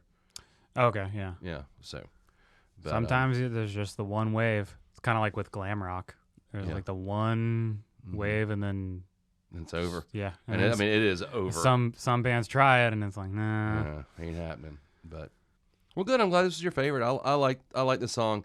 Like I try to surprise you with some of the types of music that I like. Yeah, this is not a style I'm really familiar with, but it's cool because I hear the influences. Like I know the bands that listen to this stuff and incorporated elements, and that's typically what I find with your stuff is like, oh, these bands are direct line to this band kind of thing. Great bands, better bands like Green Day and Blink-182 and Good Charlotte. Good Charlotte and Good Chart. And Puddle of Mud and Stained and Korn and oh no, I stepped in a puddle of mud and now my pants are stained. Look, I'll leave. Yeah, I know you. Well, cool. Well, I'm gonna give it a thumbs up so we can get to this horrible whiny song you made me listen to. I'm joking. Yeah. I'm joking. Ain't No Reason, Brett Dennen. What'd you think? This was my least favorite. Yeah. It was Here's what I'll say about Brett Dennen. I think this is a great song, just in terms of like getting through something lyrically that's very cohesive and just can kind of. It's like I feel like it's a perspective that you either have or you should consider, just in terms of like, there's a lot of fucked up stuff, and I think it's just a quiet resignation to calming down the narcissistic tendency to think you can change bigger aspects of the world, and that's what I really like about it. But Brett Dennen, there's like a song like this, and he's got a couple of other songs that I really gravitate towards, and then he's got some songs that are just like I don't know how I don't know how something like Ain't No Reason comes out of the same guy that whatever song. It's weird because he's had some songs where I've had him on shuffle and I'm like, ugh, what is like, it's weird. It's almost like you, and I see it with I mean, you have like a band like the Rolling Stones, you have like Jumpin' Jack Flash, and then you have some B-side off of a record called, like, I don't know, Cash Register's Not Working Blues. And you're like, how the fuck did Keith Richards write this and this? You know what I mean? Exactly. And it's an inevitability, and especially when you have multiple perspectives on a piece of work. Some people are going to gravitate towards one, and others are going to gravitate towards another and not understand why. How they met in the middle. But I think that this definitely has the most popular draw. It was very introspective. Yeah. Very much so. That was what I got out of it. It was the more introspective song than the other two. And, it was kind of like letting go, because it just went through all these things, and it was actually really depressing. I'm glad you put that one at the end. Yeah. But I didn't dislike it. Like I said, it was just my least favorite. Yeah, sure. But I'll recommend it. It's like I didn't dislike all. Right. Or I mean guilty, but just happened to be my least favorite. And his voice isn't what it is. Reason things are this way. I didn't really love his voice. Well, yeah. But I didn't hate it. Yeah. But that's just me. What do I know? A lot. Yeah. I know a lot. And I one thing is like I really don't write about love in my songs as this like that's something I've always had a problem with, because I noticed it at a young age. I was in the car with my mom, and I remember just listening to the radio with her, and I was like, why are all these songs about love? And she was like, because love makes the world go round. And I was like, there's no way that that's true. And years later, I'm writing songs. My first song is this stupid love song I write just to try to get laid more. And that's when I was like, I can't write about this. I don't like putting love on this pedestal, like, because the lyric is love will come set me free. The previous song is, what? I mean, it's just like, I think there's too much emphasis on love. And I think it's I think like people putting it on this like saving grace kind of thing. It's like, yeah, love is a very powerful thing that we all need, but it's not how songs portray it. Right. And no, anytime I write songs, like I've written a couple of songs about like Sammy and I, and it's just full of also things that aren't easy. I think that's the thing, is like love songs come across as like, oh, it's the easiest thing in the world. Fuck John Lennon. And it's just, that's not what I relate to. That's not my reality. So this song starts on a really good note for me. I get through the love come set me free thing, but to me it's just generic. Yeah, it's like, very much. Just I do not like love songs. That Wings song fucking sucks. You know what I'm talking about? Yeah. Like, the other silly love song. I just don't like Wings. To be honest with you. I do like Hot Wings, but I do not like Wings. Yeah, I mean, I love lemon pepper wings. Mm-hmm. They're delicious at Mood Rights. Let's squeeze some over lemons yonder. on them. Yeah, till the juice runs down them wings. Oh. Krungabin. Mm-hmm. Oh, that was an album I forgot to say. Krungabin, The Universe Smiles Upon You. I think that was it. It was a cool band. All right. So let's tuck this baby in, and you can yammer on about a couple of records. Good night. Yeah. Let's go through you want some. to. Let's Yeah, go we'll through go some through- records. We'll talk about them. You haven't heard Kurungabin, right? No. Well, So let's talk that about. that was interesting. We can talk about the ones that we have a knowledge of together. But just to say something about Kurungabin, it came at a really interesting time. I was walking. I put my bike at the back of Mood Rides, more towards the power pole. I was walking, and there were these two girls leaving the bar at the same time. And I was like, "Hey, I'm about to ride my bike home. What should I listen to?" And they were like, "Well, what are you into?" And I was like, "I want a band I've never heard of." And she suggested Kurungabin, and what I really liked is it was primarily instrumental, this record, but it was really chill. And I don't listen to enough like chill music. That's what I realized. Is like I have like two modes: absolute crazy, and then sad. So the chill music is always sad, and I was like, I just need something that's not sad. Yeah. And so she showed me this band, and it like I started digesting more and more of their stuff, and I really liked it. So that's a really cool album. Check out I'll check Kurungabin. out Kurungabin. Yeah, the universe smiles upon you. It's kind of hard to spell. Yeah, that's what I was going to do it right now. KH KHRUAN. RUAN. Oh, there they are, Kurungabin. Yeah, the album The Universe Smiles Upon You. That's a really cool one to get Oh, introduced. wow, nice bangs. Yeah, right. Yeah. And then, do you want to talk about the Pink Floyd albums at all? Because we've kind of talked about The Wall, and we both, we kind of know Dark Side of the Moon pretty well. Let's talk about Wish You Were Here, because we've actually kind of talked about that before. Yeah, we have. Because it's like Love, Shine On You, Crazy Diamond, not super crazy about Welcome to the Machine. Have a Cigar is really good, and then obviously Wish You Were Here is really good. Here's what I realized listening back to it is I love the synth work and Wish You Were Here. Welcome to the Machine's really cool if you listen to it with how they incorporated the synthetic elements, especially for the time, because a lot of that shit's like layering tape effects and using synthesizers in an interesting way. So I really enjoyed that part. What was that, 75? Yeah.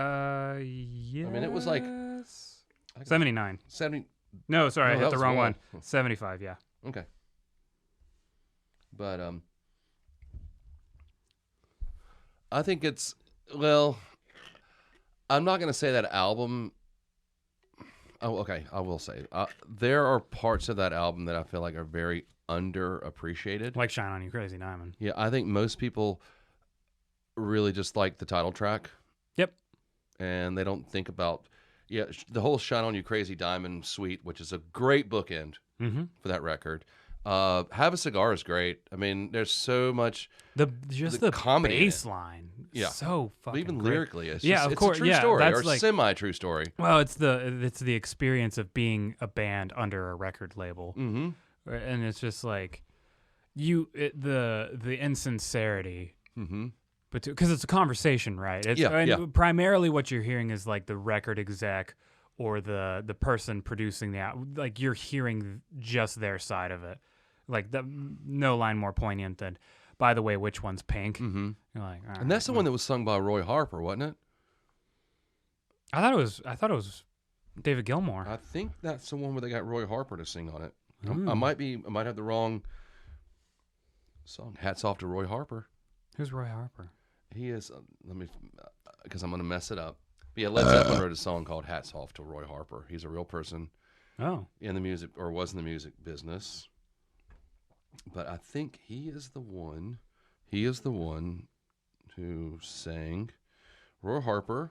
He's a singer. He's old. He's 80. no, we're looking for Roy Harper, the fisherman. I was looking for Roy Harper, the race car driver. No. Roy Harper, the racist car driver. Wasn't that? Same time. Yeah. He was a singer from that era. And let's see. I'm getting there. You guys just speak amongst yourself. Welcome back to Silence in the Morning. Yeah, Your yeah. daily dose of silence. It was a traditional song called Shake 'Em On Down. Led Zeppelin retitled it Hats Off to Roy Harper as a tribute to Roy Harper. And I believe he did. Come on, Paige, get here. Why didn't you just type in "have a cigar"? Oh, yeah, he did. Yeah. He sang the lead vocals on Have a Cigar. Really? Mm-hmm. That's interesting because he sounds like David Gilmour. He does. Sounds just like him. Interesting. Yeah, Pink Floyd's 1975 release, Wish You Were Here, saw Harper sing lead vocals on the song Have a Cigar. Roger Waters intended to record the part himself, but had strained his voice. He sucks at singing. But strained his voice while recording Shine On You Crazy Diamond, and David Gilmour declined to sing. He does sound, it does sound like Gilmour, doesn't it? Yeah. I wonder why David declined to sing. Probably because if it was a song that... Here's why I don't want to be in a fucking band. It was probably because it was written by Roger Waters. Yeah, well, that's the thing, right? Is like you hear these stories about how the Doors are recording all their parts separately towards the end. Led Zeppelin, only 2 of them at a time can record together because they hate each other so fucking much. I don't think the guys in Tool get along very well. Pixies have this weird, just silent relationship with each other. Like, I'm just not doing that. It sounds awful. It does. Like, I'm gonna write a song, and it's like, oh, I have you in mind to sing some lead lyrics on these verses. No, what do you fucking what? Then you can go join another band. And then just like closed door royalty discussions and shit like that. Fuck that. Because I've listened to albums by some bands that I love, and they were albums that were literally recorded live in the studio, and that you feel the energy. Yeah. And then the same bands that have progressed through the years, now they use Pro Tools, and no one's even in the same state together recording, and you can feel it. That is kind of a cool function, though. Yeah, but shout out to Pro Tools Satellite Sesh. But there's no, it doesn't feel organic. It feels like it was pieced together. Sure. And that takes away while I listen to music. Mm-hmm. Especially the kind of music that I listen to. Yeah. Yeah, I mean, like EDM or hip hop or something. Yeah, if that's manufactured with samples in a studio, that's different. Mm-hmm. I want, if I got 4 instruments playing, I want it to feel like those 4 instruments are playing together. I don't want it to feel, cut and paste. Sure. I mean, that's just me. Yeah. I mean, you're a musician, you know. Kind of. You play an instrument.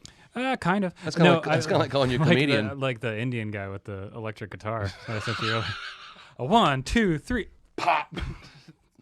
As soon as I saw him doing that, I was like, there is no way he's actually going to. I've heard that that's a bit. Okay. But the fact that he committed to it that hard, worth it. Even if it is a bit. I like it when things like that aren't a bit. Like Rapping for Jesus. I like to think that it's not a bit because that makes it better for me, but I don't care. Some things are so good. Yeah. Now, I did tell you about the video of the Indian guy washing his Gibson Les Paul with soap and water. That was pretty funny. That gets me because I'm like, well, have fun plugging it in because that's dead. It's gone. It's gone.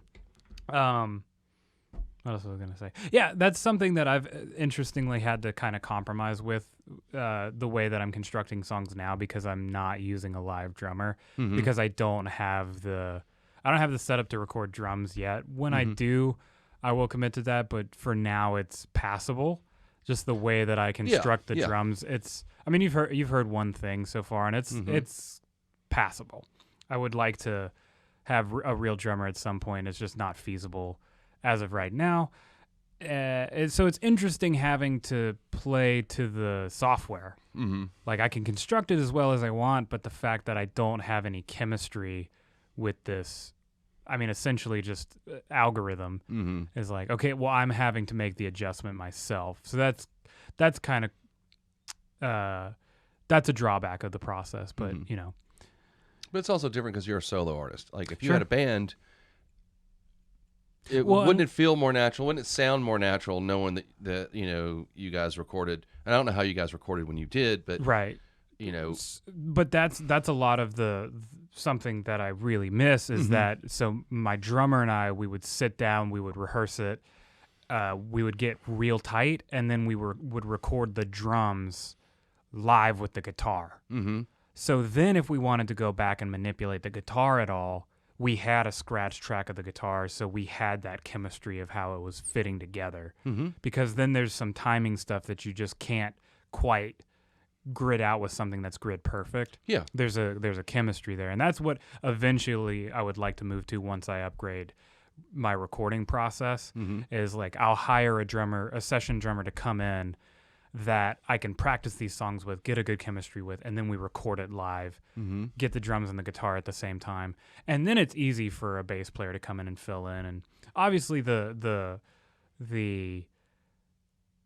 ideal way to do it is multiple, as many people recording at the same time as possible. Mm-hmm. Mm-hmm. Because then you have a band chemistry. But the drawback, that's a lot of wasted time if somebody messes up. True. You're correct there. You can always go back and punch, but you know, True. it's a craft more than a. It's like a porno shoot. I don't know how, but I wanted to say that. So, all right, Master of Puppets. What I want to say, one thing that has always been in my mind about Master of Puppets, and this, anyone who's of any kind of age and has not ever done anything successful, this is going to hurt your feelings. James Hetfield basically wrote the bulk of that album. And James Hetfield wrote and recorded that album when he was 22. Damn. Because that album came out in 86, which was his birthday's in August. It was was recorded right before his 23rd birthday. Damn. So he recorded and wrote that when he was 22 years old. That's not easy music. And Cliff Burton, I think, was only 23. Mm-hmm. So I know what I was doing when I was 22, and it definitely wasn't Master of Puppets. Finding Buddha. I was 27. Sorry, you had already made your signature album. I thought one thing that I noticed with a couple of these metal albums is like how ballsy it is to end a album with an instrumental, like Orion on. That's what Metallica would do. Yeah, that's interesting. And then Leviathan, they end with somebody's name. Hang on. Joseph Merrick. Instrumental. That's just odd choice. That's odd because he was in that was the Elephant Man. Oh. Joseph Merrick. I wonder if that's just a weird Spotify edition or something then. That is weird because that's the Elephant Man.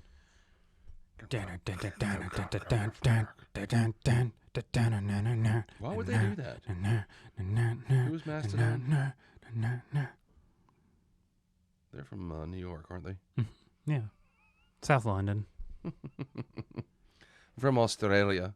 And that was the worst Australian accent ever. Yeah, no, that wasn't even close to anything. That was me slurring. That was not an accent. That was an accident. No. We know you guys are from Atlanta. Hot Atlanta. Sorry we got your names wrong that one time. Oh, I forgot to bring this up. Yeah, Joseph Merrick. It is. It's the real deal.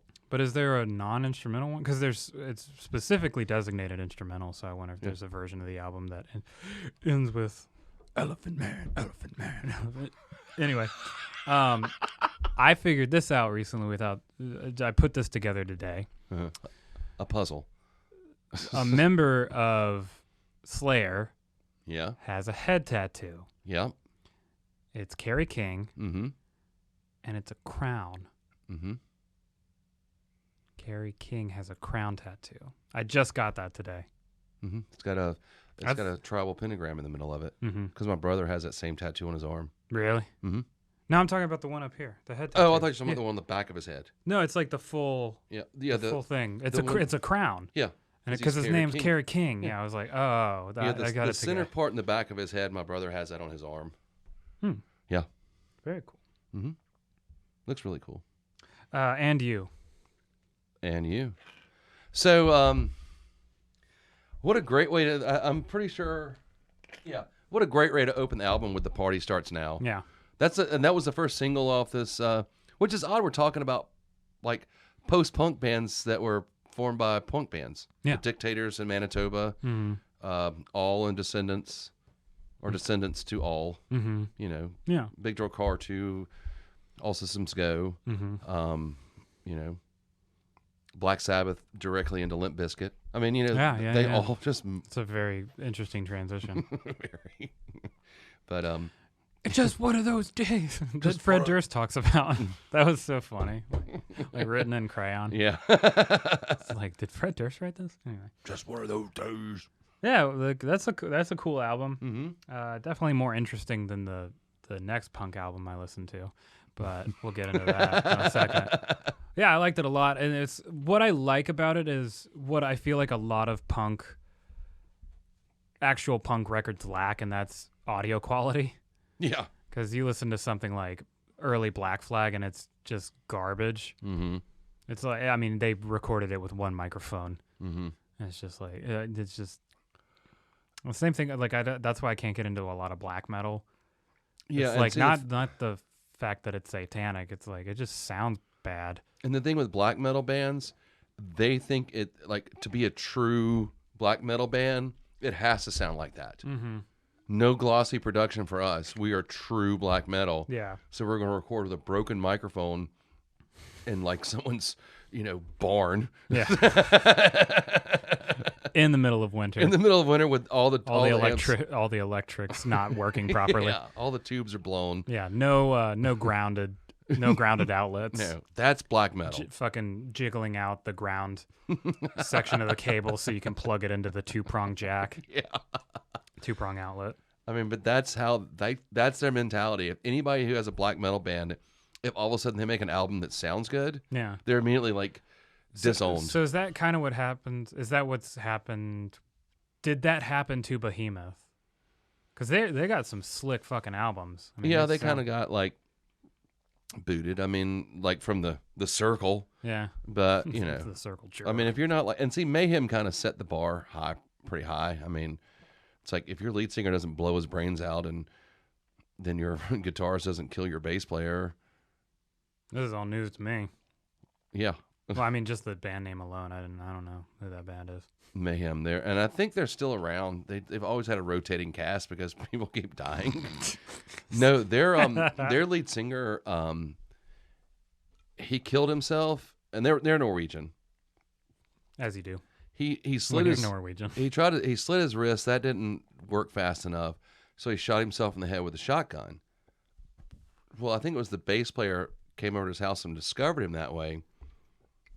Before calling the police, he rearranged the setup and took a picture of it, and they used it as a cover for one of their live albums. I'm not joking. Damn, dude. Look it up. Fuck. And then, like, not too far down the road, the guitar, I think it's guitar player, Varg, I can't think of his last name. He's very involved in a lot of black metal. He killed, I think, the bass player. I think he stabbed him to death. Jesus. Well, he's not involved in black metal anymore. Oh, he got out of prison now. He's fine. What? He fucking stabbed a guy. Yeah, he served his term. He also burned down churches. What was his term? Uh-huh. Yeah, I heard about that. Yeah, he burned down churches, and so he is true. Super cool, by the way, when you hate something that you're so far on the other side of that you do the thing that you hate about them. Super cool, by the way. Vickerness, and I know I'm pronouncing that wrong. Sounds like an STD you don't want. I mean, look at this guy. That's in prison. He actually recorded music while he was in prison and released it. Norway sucks at punishment, but like you burn down churches and stab a guy to death, and it's like, oh, you serve your 5-year sentence. We good? We recording? Yeah. Now we go to audio only. No, we're still recording. I just heard like noises. So. But yeah, I was trying to find that album for you. But yeah. But anyway. You can keep looking. That's crazy though. It's like didn't Slayer do that? Like a fan carved Slayer in his arm, so they used that as an album cover. It was underneath the CD tray, yeah. Mm-hmm. But yeah, trying to find that one the one album cover where I feel like that's weird. Like profiting off of somebody's clear mental illness. Well, these guys are. I can profit off my mental illness. You can't. Well, you're involved in this process, so you can for this, not other stuff. Not my Little Pony collection. I'm gonna burn it. Yeah, Burzum is his side band, or is his band, and he recorded albums. Has he stabbed anybody in that band? No, what an asshole. He's literally like the only member. But yeah, he's well known for his shitbaggery. Oh, and he's also He's a racist. Is he really? Yeah, he's all about white power. Well, he's Norwegian. I didn't know there were that many people. Why do you think he burns down churches and? Because he's a cunt. Because you love church. Okay, that's not it. Why are you blowing out candles? Because I want to. Oh, I was trying to find that album cover, but anyway.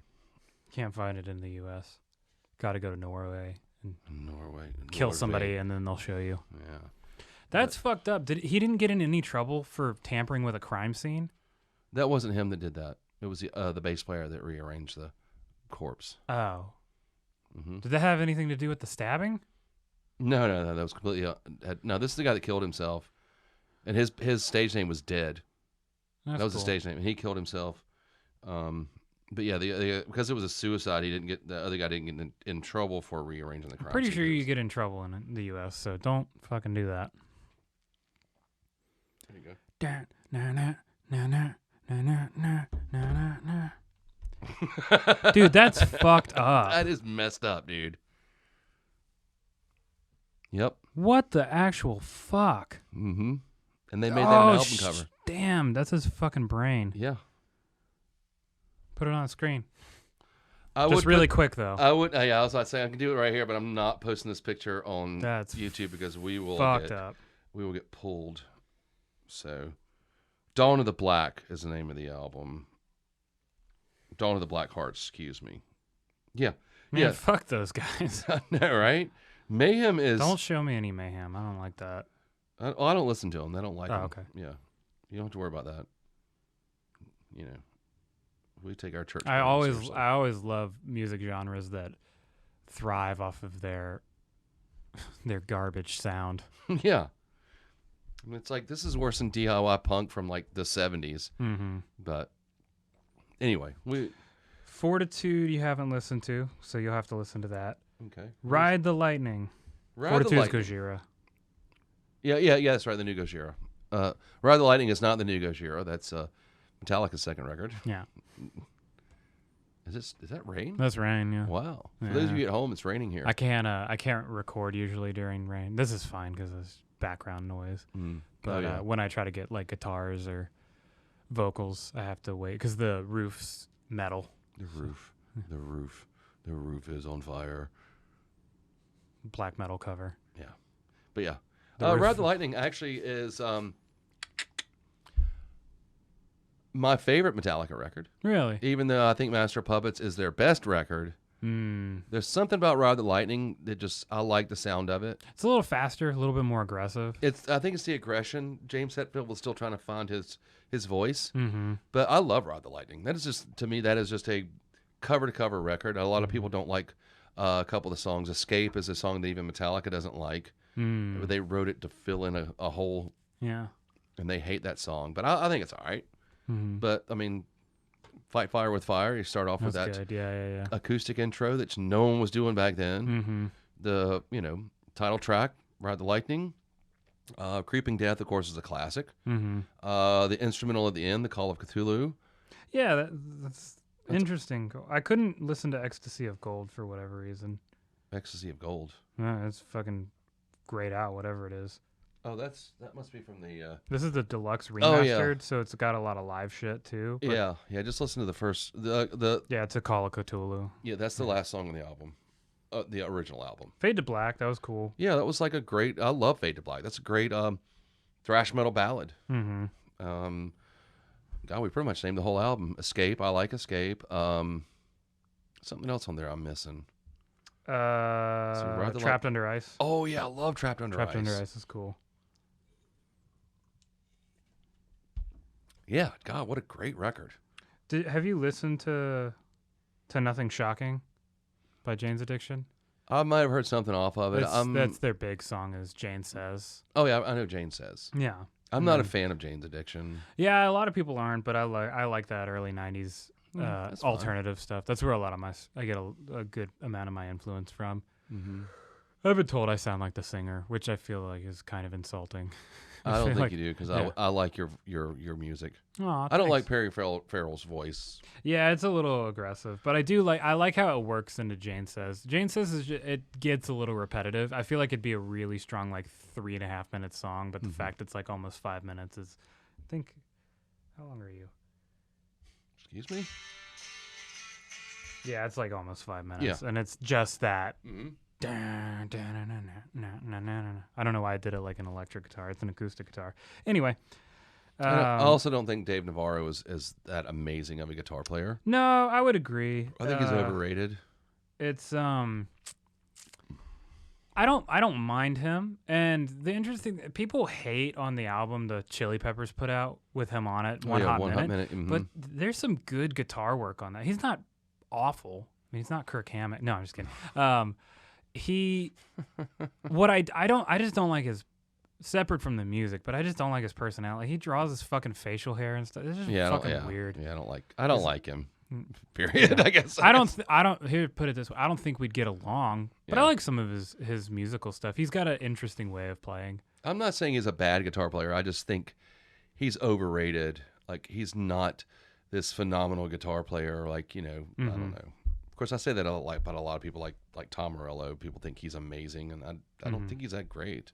I just like how interesting he is. He just 'Cause uses sound effects. Yeah, but nobody was really doing that at the time. Nobody was playing the guitar badly. And there's a reason, I don't think Carlos Santana is interesting. I think he's been playing the No. same solo for 50 years. I got a black magic woman. He's so boring. Yeah, I'm His not a big guitar fan. player. Oh, in fact, I think Tom Morello is like the Carlos Santana of his generation.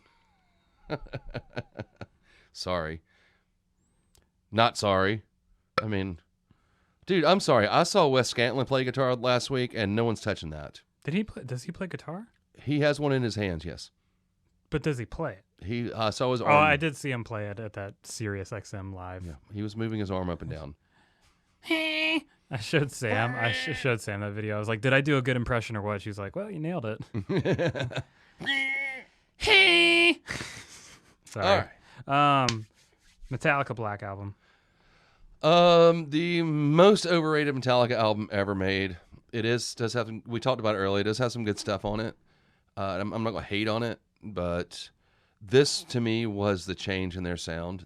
Load. Yeah. Everyone says Load was. To me, the Black Album is closer. There's a closer transition between Black Album and Load than there was from And Justice for All to Black Album. Yeah. I mean, and I like the Loads. I think they're good hard rock records. Mm-hmm. They're not early '80s Metallica records. Do you think it was because they were?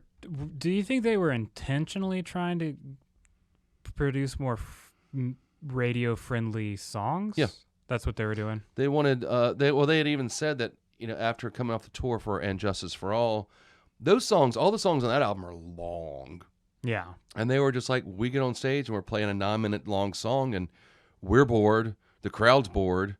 We wanted to make shorter songs again because the songs on Kill 'Em All aren't long. That's it. Yeah. They're almost like kind of punky. Mm-hmm. I mean, it's thrash, but it's like you could tell they're drawing a lot from punk. Like even the guitar playing style, it's like very, very fast, very aggressive.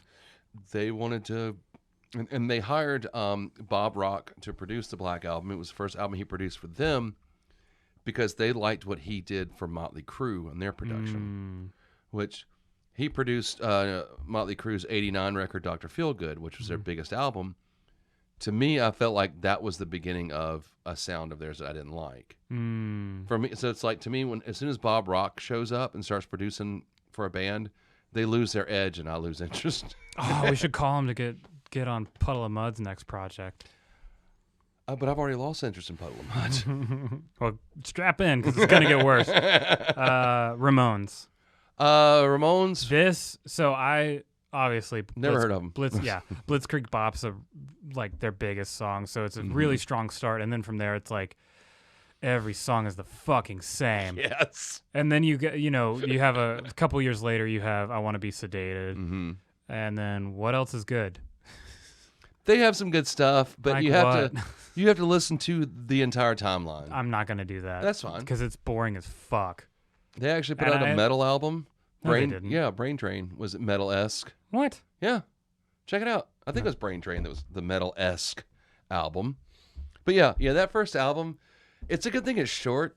Yeah, like every song's under 2 minutes, or under 3 minutes, which is good because it's like, it's the same. Mm-hmm.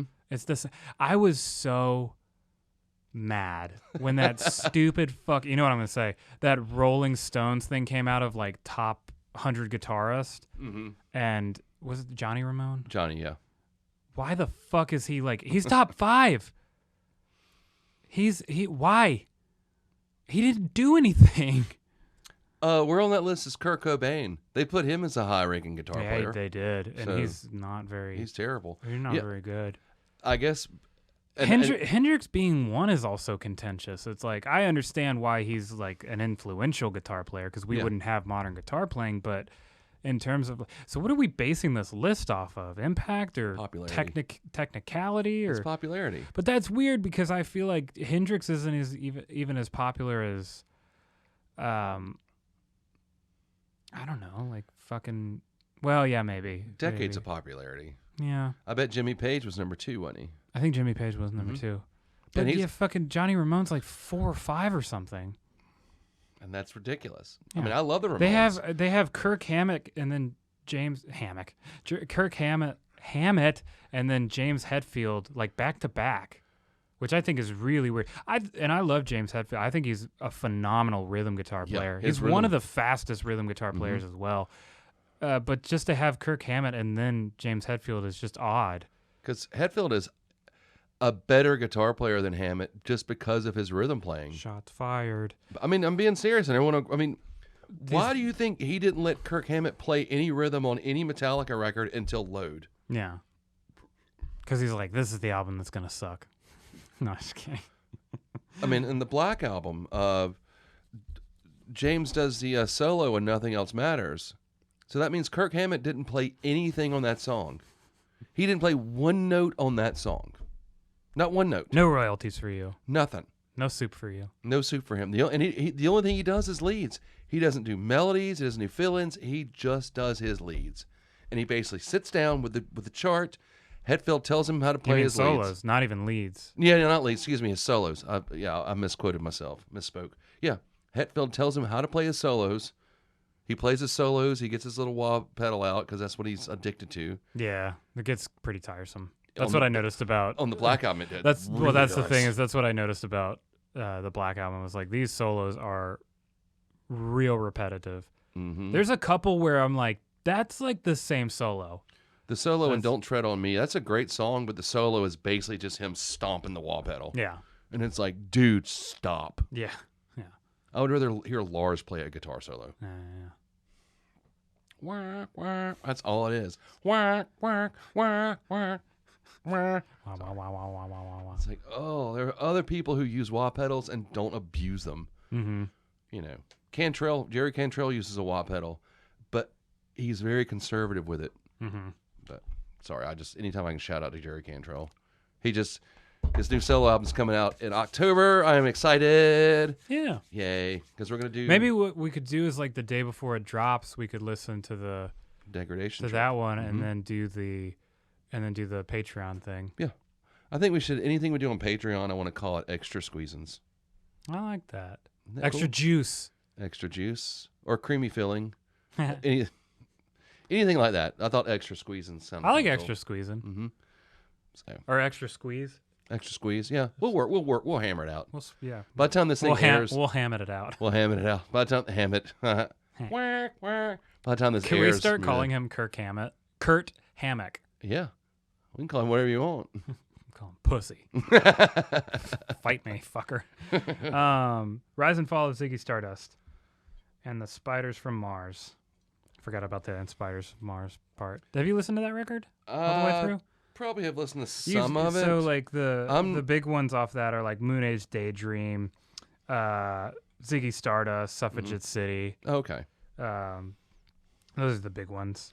I like David Bowie, and I think David Bowie was an amazing musician, and I think his influence is well deserved. I'm just not the biggest fan of David Bowie. Does that make sense? Sure, yeah, I yeah, appreciate you- everything yeah. that I've heard from him. That's kind of like me with Prince. Mm-hmm. It's like I'm not a Prince fan. I really like the music anytime I hear it. Mm-hmm. For the most part, there's some songs that I'm like, this is just too like Little Red fucking Little Red Corvette. yeah, and then the what's the one the fucking hat. Raspberry Beret. Raspberry Beret, yeah. Mm-hmm. But then, like, I love Purple Rain. That's a great fucking song. That's a great album. That's a great album. And movie. So, but I'm not that movie sucks. I don't like that movie. Really? I don't think so. Oh, wow. That's interesting. I could go back and watch it. Yeah. I like the Dave Chappelle with Charlie Murphy in the basketball game more than I like Purple Rain. Anyway, but yeah, that's how I feel. Change out of their clothes. That's how I feel about yeah,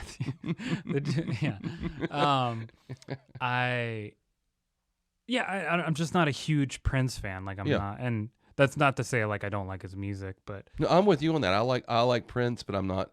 Yeah, and the same, and I know you're not one of these people because you are wearing a Bowie T-shirt, but. This is my uncle's. That's why I like it. Oh, cool. Because like again, I'm not the biggest David Bowie fan by any means, but this is like I love this album. Yeah, like all of a sudden, right after Bowie died, you saw all these people wearing Bowie shirts, and all of a sudden, everyone loved Bowie. Yeah, and I'm like, so I was listening to JRE, and he had on Jacob Dylan, Bob Dylan's son, and Jacob, he has his own music career. Yeah, Wallflowers. And, yeah, he had an interesting take on Bowie because he said. You can like Bowie, but you almost get upset because he spawned so much music that was awful after that. And it's like, I can kind of see that. Yeah. But I like a lot of the bands that he thought were the most interesting at the time. Like he thought the two most interesting bands late 80s were Sonic Youth and Pixies. So he's good in my book. Yeah, because I find the Sonic Youth really interesting. Some of their songs are like their popular stuff is like Incinerate. It's like a little. You need to look into Bowie's band he would put together. The Spiders from Mars. Tin Machine. Never heard of them. It was an actual band that him and I forgot who else was in it, but they're a band and he was the lead singer, and he was just trying that whole like being in a band. And it's like, it's not David Bowie, it's Tin Machine. This is the name of this band. We're in this band. Okay. And I think they put out like one record, and those are always the good ones. But yeah. Paranoid by Led Zeppelin. All right. This is probably. They were paranoid that Black Sabbath was going to overtake them. This is my favorite Leonard Skinner album. Actually, my favorite Leonard Skinner song is Learning to Fly. Did you get that joke? I did. Okay. It's by Pink Eye, and you know it. No, because they crashed in a plane crash. They're learning to fly. Oh, they yeah. died, yeah. Now I got it. That was a morbid joke. Now that you explained it, I got it. I hope I don't make any like Leonard Skinner fans mad, because then they're just going to be a bunch of rednecks out over here. Yeah, they're going to fucking burn a cross with your name on it. Stars and bars flying. But Paranoid is... I love this album, but... It starts to suck. People beat the songs from this album to death. Yeah. There's like 3 good songs. I mean, there's some good stuff on it. War Pigs is good. Paranoid's good. Iron Man's good. Fuck everything else. I like Fairies Wear Boots. That's on this album, isn't it? That's the end. Yeah, that's Jack the Stripper and Fairies Wear Boots. Yeah. Yeah. Electric Funeral is kind of cool. Yeah, it is. Like, their slower stuff just gets so repetitive. That's why I didn't like Black Sabbath, because it was just like, Jesus Christ. That's a long song. Do you want to just play this riff 1,000 times? I like make it a 7-minute song. Make it a 5-minute song. Nobody's gonna know the difference because you just fucking start thinking of other shit. Anything after this, like Master of Reality, is probably my favorite Sabbath album. That's a cool riff. I like Sabbath Bloody Sabbath, I think, is a great record. That's a good one, yeah. Yeah. Wait, sorry. I got chlamydia. Oh, yeah.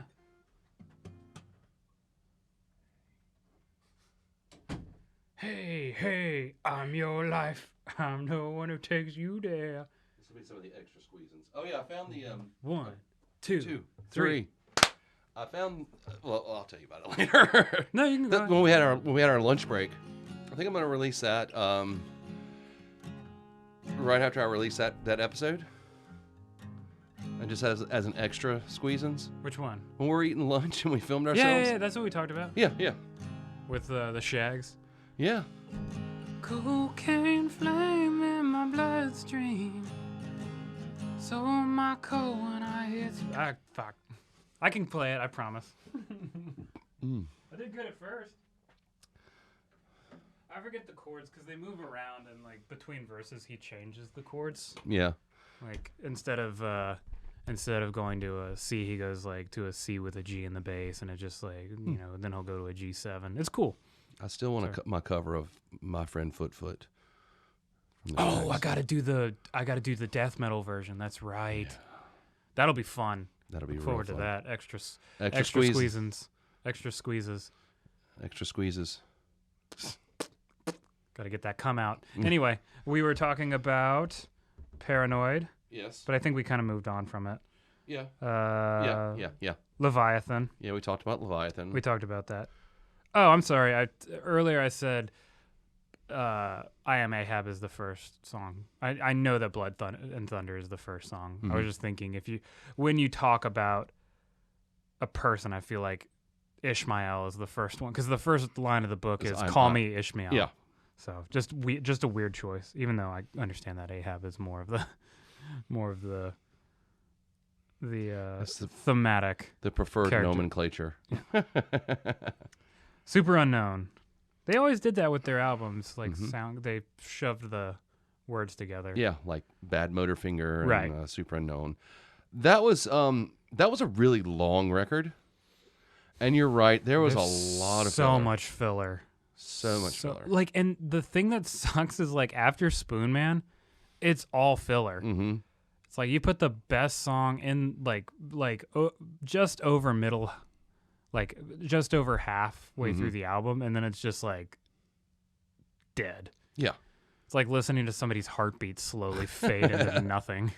And to me, the album before that, Bad Motorfinger, is actually my favorite Soundgarden I record. like that. I love that that record. album. Yeah. It's got a lot of bite to it. Mm-hmm.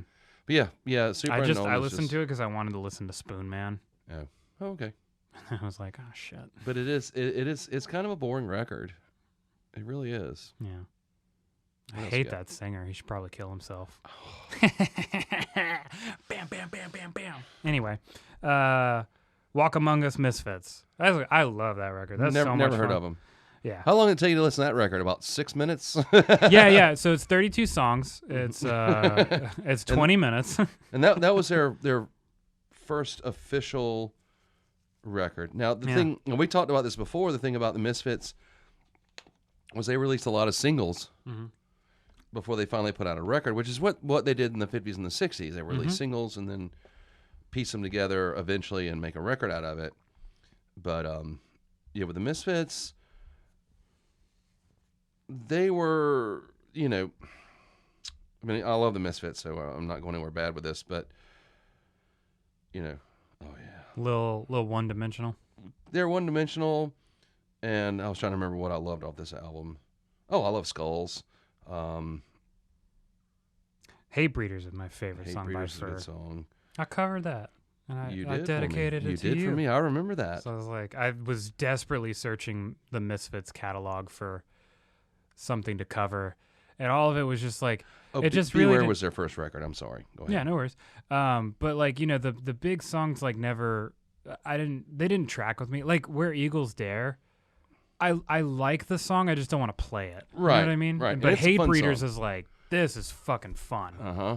Because it's weird because it's punk, but it's got kind of a 50s like melodic thing going on, and it also has like an arena rock element kind of. It's really interesting. It's just a cool song, and that's why it was fun to cover because you can kind of put your own spin on it. Yeah. That's what I liked about it. They used a lot of that 50s sound Yeah. in a lot of their music, and I think that's what was kind of different about the Misfits than some of the other punk bands. I mean, their albums, you can actually listen to a Misfits record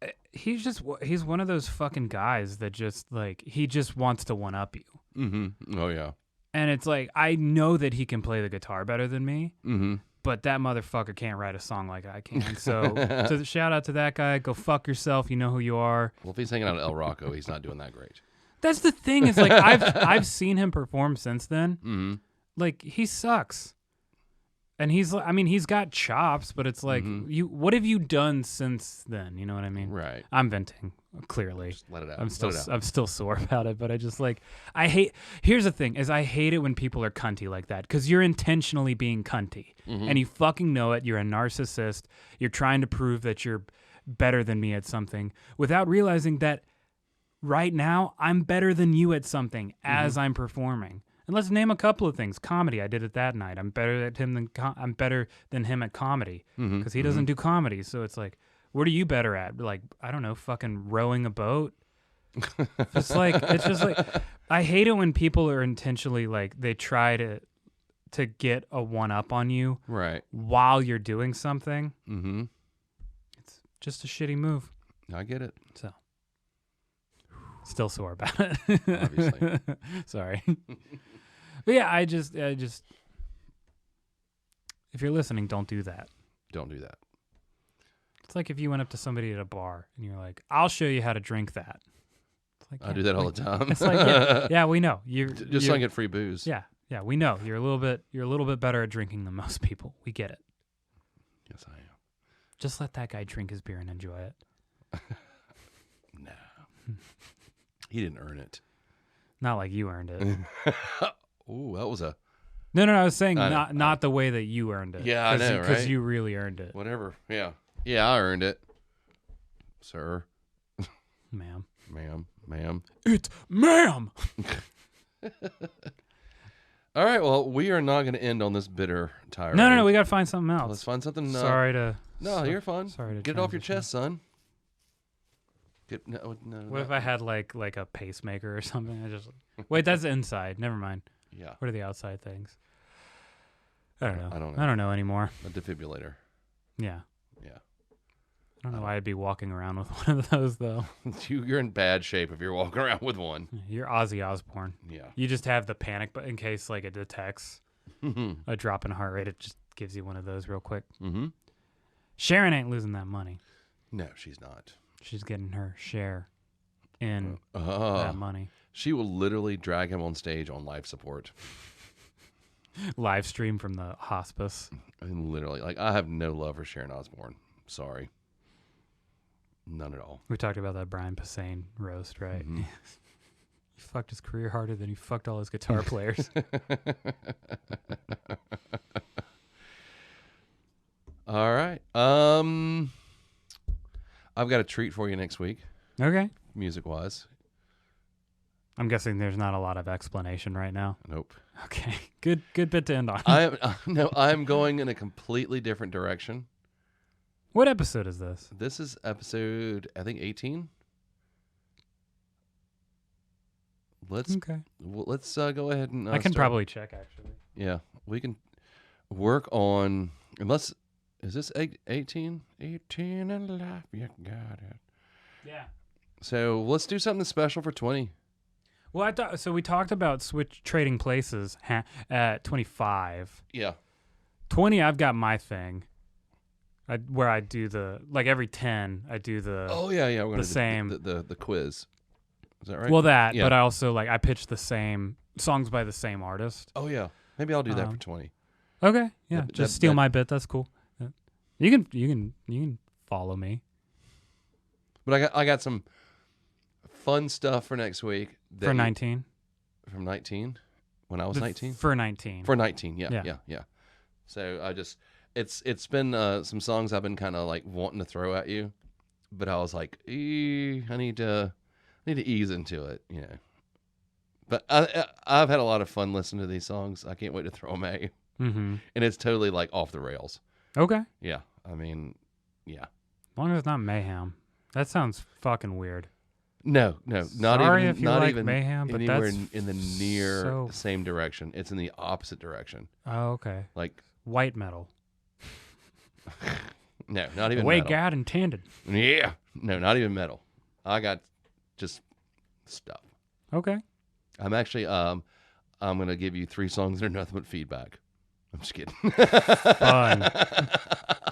And they're all very long songs. Take me back to when I was trying to figure out how that electric guitar amp worked. It was a good couple weeks struggle. Oh, I got a funny story. Speaking, because I said that to end on this. I was watching this interesting YouTube video about the disastrous tours the Melvins did. I like the Melvins. Yeah, I like the Melvins. They toured with White Zombie, and then in that same year or so, they toured with 9 Inch Nails. It was like 1995 when White Zombie was at their peak. And I think it was during the White Zombie tour. And first of all, they said Rob Zombie just treated them like garbage. He said they were doing, King Buzzo said they were doing sound check, and they came out and said, you got to stop doing sound check because Rob Zombie's trying to eat and he can hear you. And they were like, okay. So they had opened one of the shows, and immediately the crowd was just like booing them and chant for White Zombie. And King Buzzo said, here's a new song we just wrote. It's called 30 Minutes of Feedback. And they literally propped their guitars up against their amps and walked off stage. And there was feedback rolling until finally the sound guys shut down the sound. Wow. How long did it go on for? I'm not sure how long it went on for. I Because forgot how he said, but it was just I like, can't imagine they let it go for the entire rest of the band's performance time. I think part of it was they were waiting for the band to come back out. Oh. And I think it sat for so long where they realized these guys aren't coming back out. But I think they did that again on the 9 Inch Nails tour, because once again they were treated like garbage by fans. And it's like, the Melvins have been around for a while. Yeah.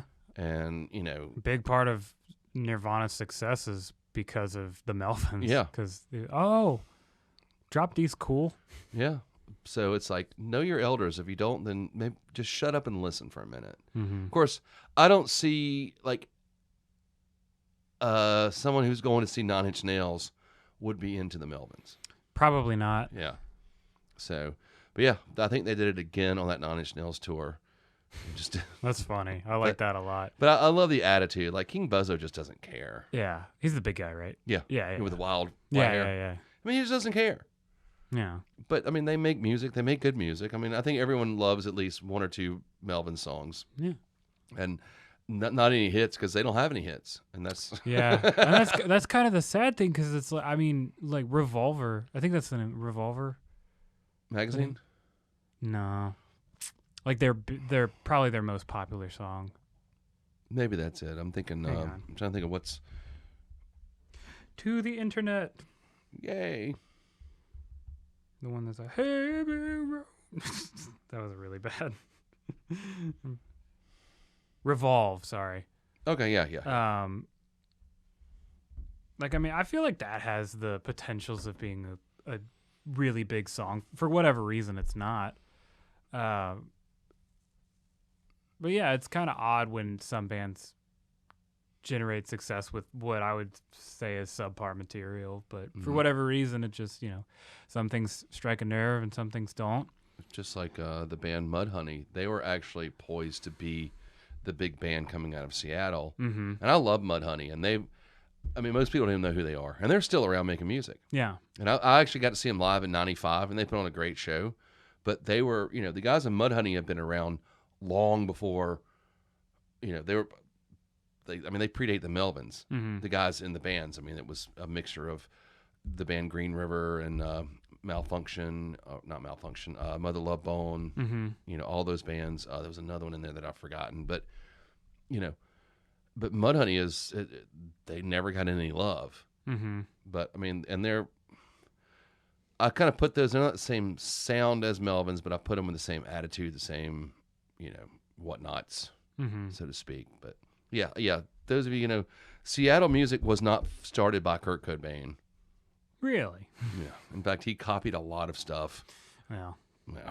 And he can't sing, so when you imitate him, you sound stupid Wes Gatlin. Yeah, I always really like when people go in for. I was listening to a pretty famous YouTube channel one time, and the guy was talking about going in for vocal lessons and saying how he wanted to sing like Kurt Cobain.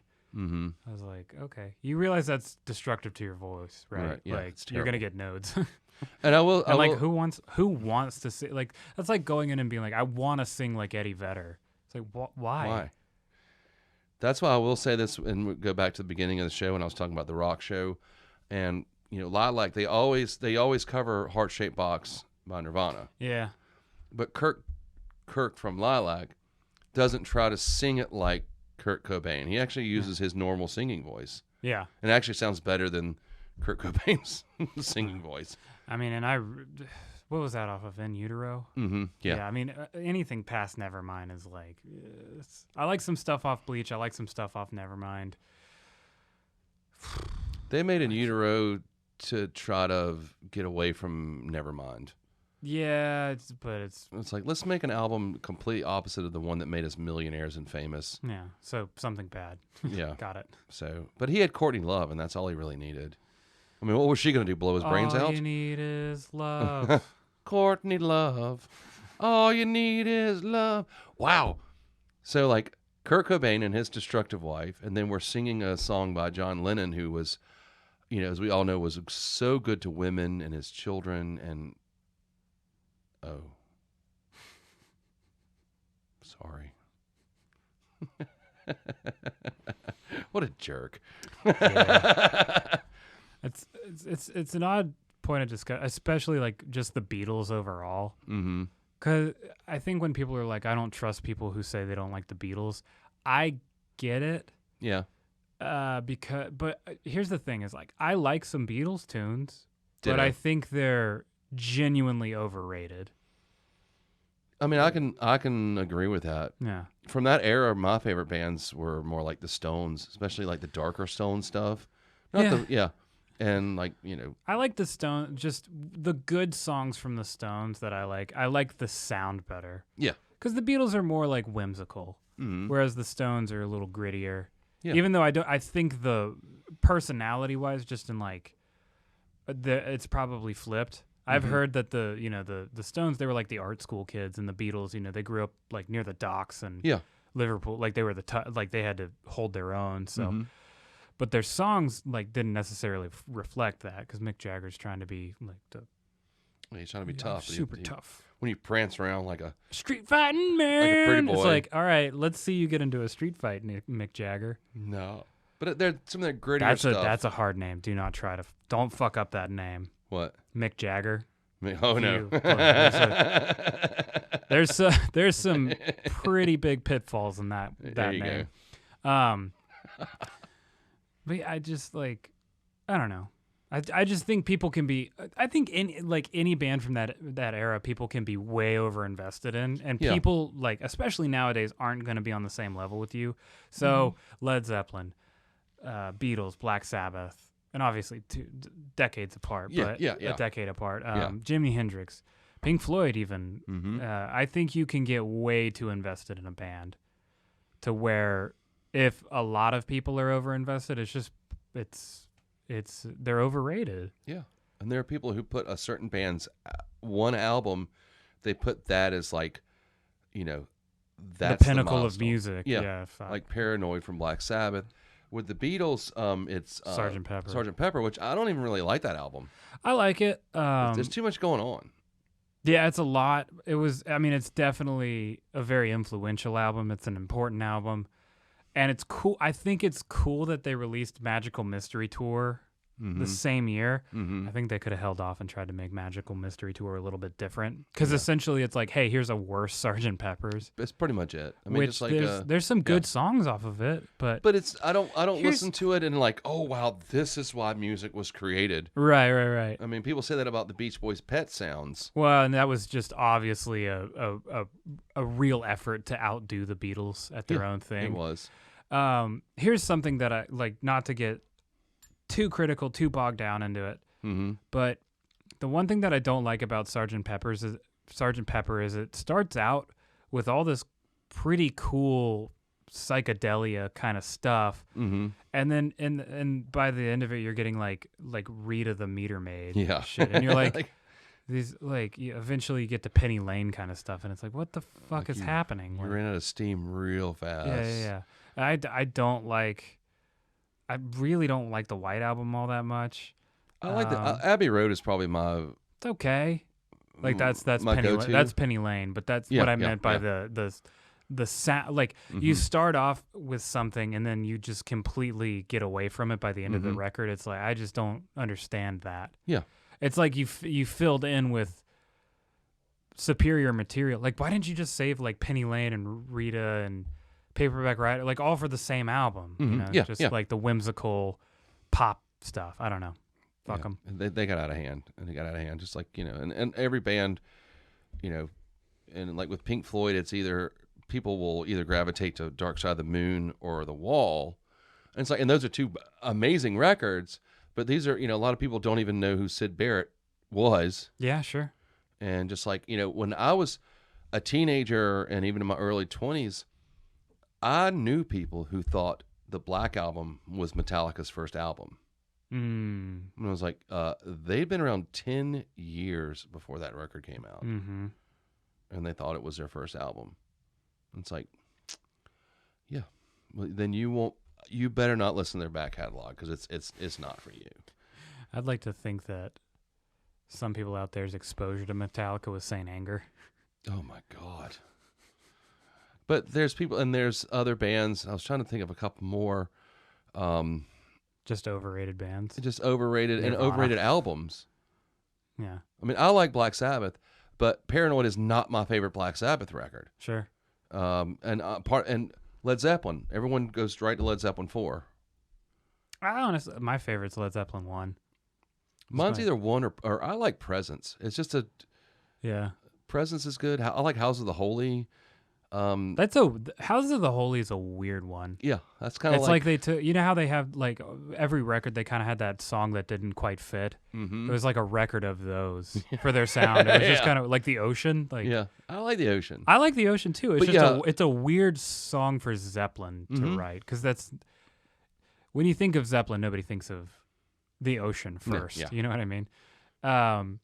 But yeah, I mean, honestly, like Nevermind's a super overrated album. It is. I understand it in terms album. of in terms of musical history, it's a really important album and it got a lot of people's attention. But there's a couple overrated. good songs off of it, but it's not like this fucking masterpiece. It's not. It's actually we're still alive. Beep. But I'm gonna make my shit start beeping to freak you out because your shit's freaking me out. Don't worry about it. It does that. It's supposed to do that. So that's when we land a good joke and the audience is laughing in real time. Mm-hmm. Beep. It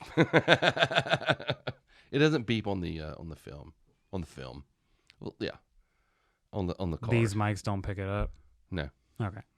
Yeah, what you trying to say? No. Yeah. What's another overrated album we could talk about? What? No, I was saying, what's another? Another album? one? Yeah. Just in the rock and roll field, let's see. We've covered Zeppelin. We've covered the Stones. We've covered the Beatles. We've covered Black Sabbath.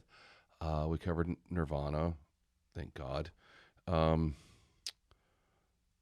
my goodness. And like I'm trying to think of like something that I'm so sick of hearing stuff off of it. Like rock radio will beat an album or a song to death, and we all know that. Yeah. Like Stairway to Heaven, I can't listen to that song anymore. And it's not even a Led Zeppelin like esque song. It's just boring. Yeah. But Back in Black. Yeah. Which is, I hate that because that's a great record. And they have a lot of really strong, like their strongest songs are off that record. Yeah, it's an for the most amazing part. album. And this was recorded the same year that Bon Scott died. Yeah. And they still were able to come back and make, and it is a great record. But oh my God, rock radio has beaten every one of those songs to death. Yeah. What's Shoot to Thrill? Shoot to Thrill. Back in Black, obviously. Yeah, Back in Black. Hell's Bells? Yep. For those about to rock? Yeah, no, that's yeah. Rock and Roll Ain't Noise Pollution. Yeah. Big Balls. No, that's a fun fucking that's song. earlier. That's on Dirty Deeds. Yeah. I think, or yeah, that's what. That's Bon a fun Scott. song too. Dirty Deeds. I love that album. That's probably my favorite AC/DC album is Dirty Deeds. Mm-hmm. I mean, it's got that. It's got Nightcrawler, Touch Too Much. No, Touch Too Much is that on Dirty Deeds? I don't know. My favorite's Gone Shootin'. That's I love on that song. That's on. Is that Dirty Deeds? Gone Shootin', or is that on? I don't know. I could. A brief history of AC/DC. Yeah, we're just gonna. But yeah, just like I don't know. I mean, like we could go on for another 6 hours about this, but anyway. But we don't have that much film in the camera. We don't. I'm almost out of film. I meant to go by the film store, but we were just driving through Georgia, having a good time. Didn't want to stop. Traffic got real bad. Yeah, it started to stall. Inside jokes are fun, especially when the audience isn't in on it. I know, right? Well, but the sad thing is we can never let anybody in on it. No. Outside of like very trusted people. Yeah. Because Very we're trusted. already going to hell for this. For those of you listening, we're in the schoolyard kicking over the special kids' sandcastle every day we do this. After we take their lunch money. Yeah. So that's a good one to end on. Yeah. All right. Well, let's get out of here. Kurt Cobain's retarded. Yay.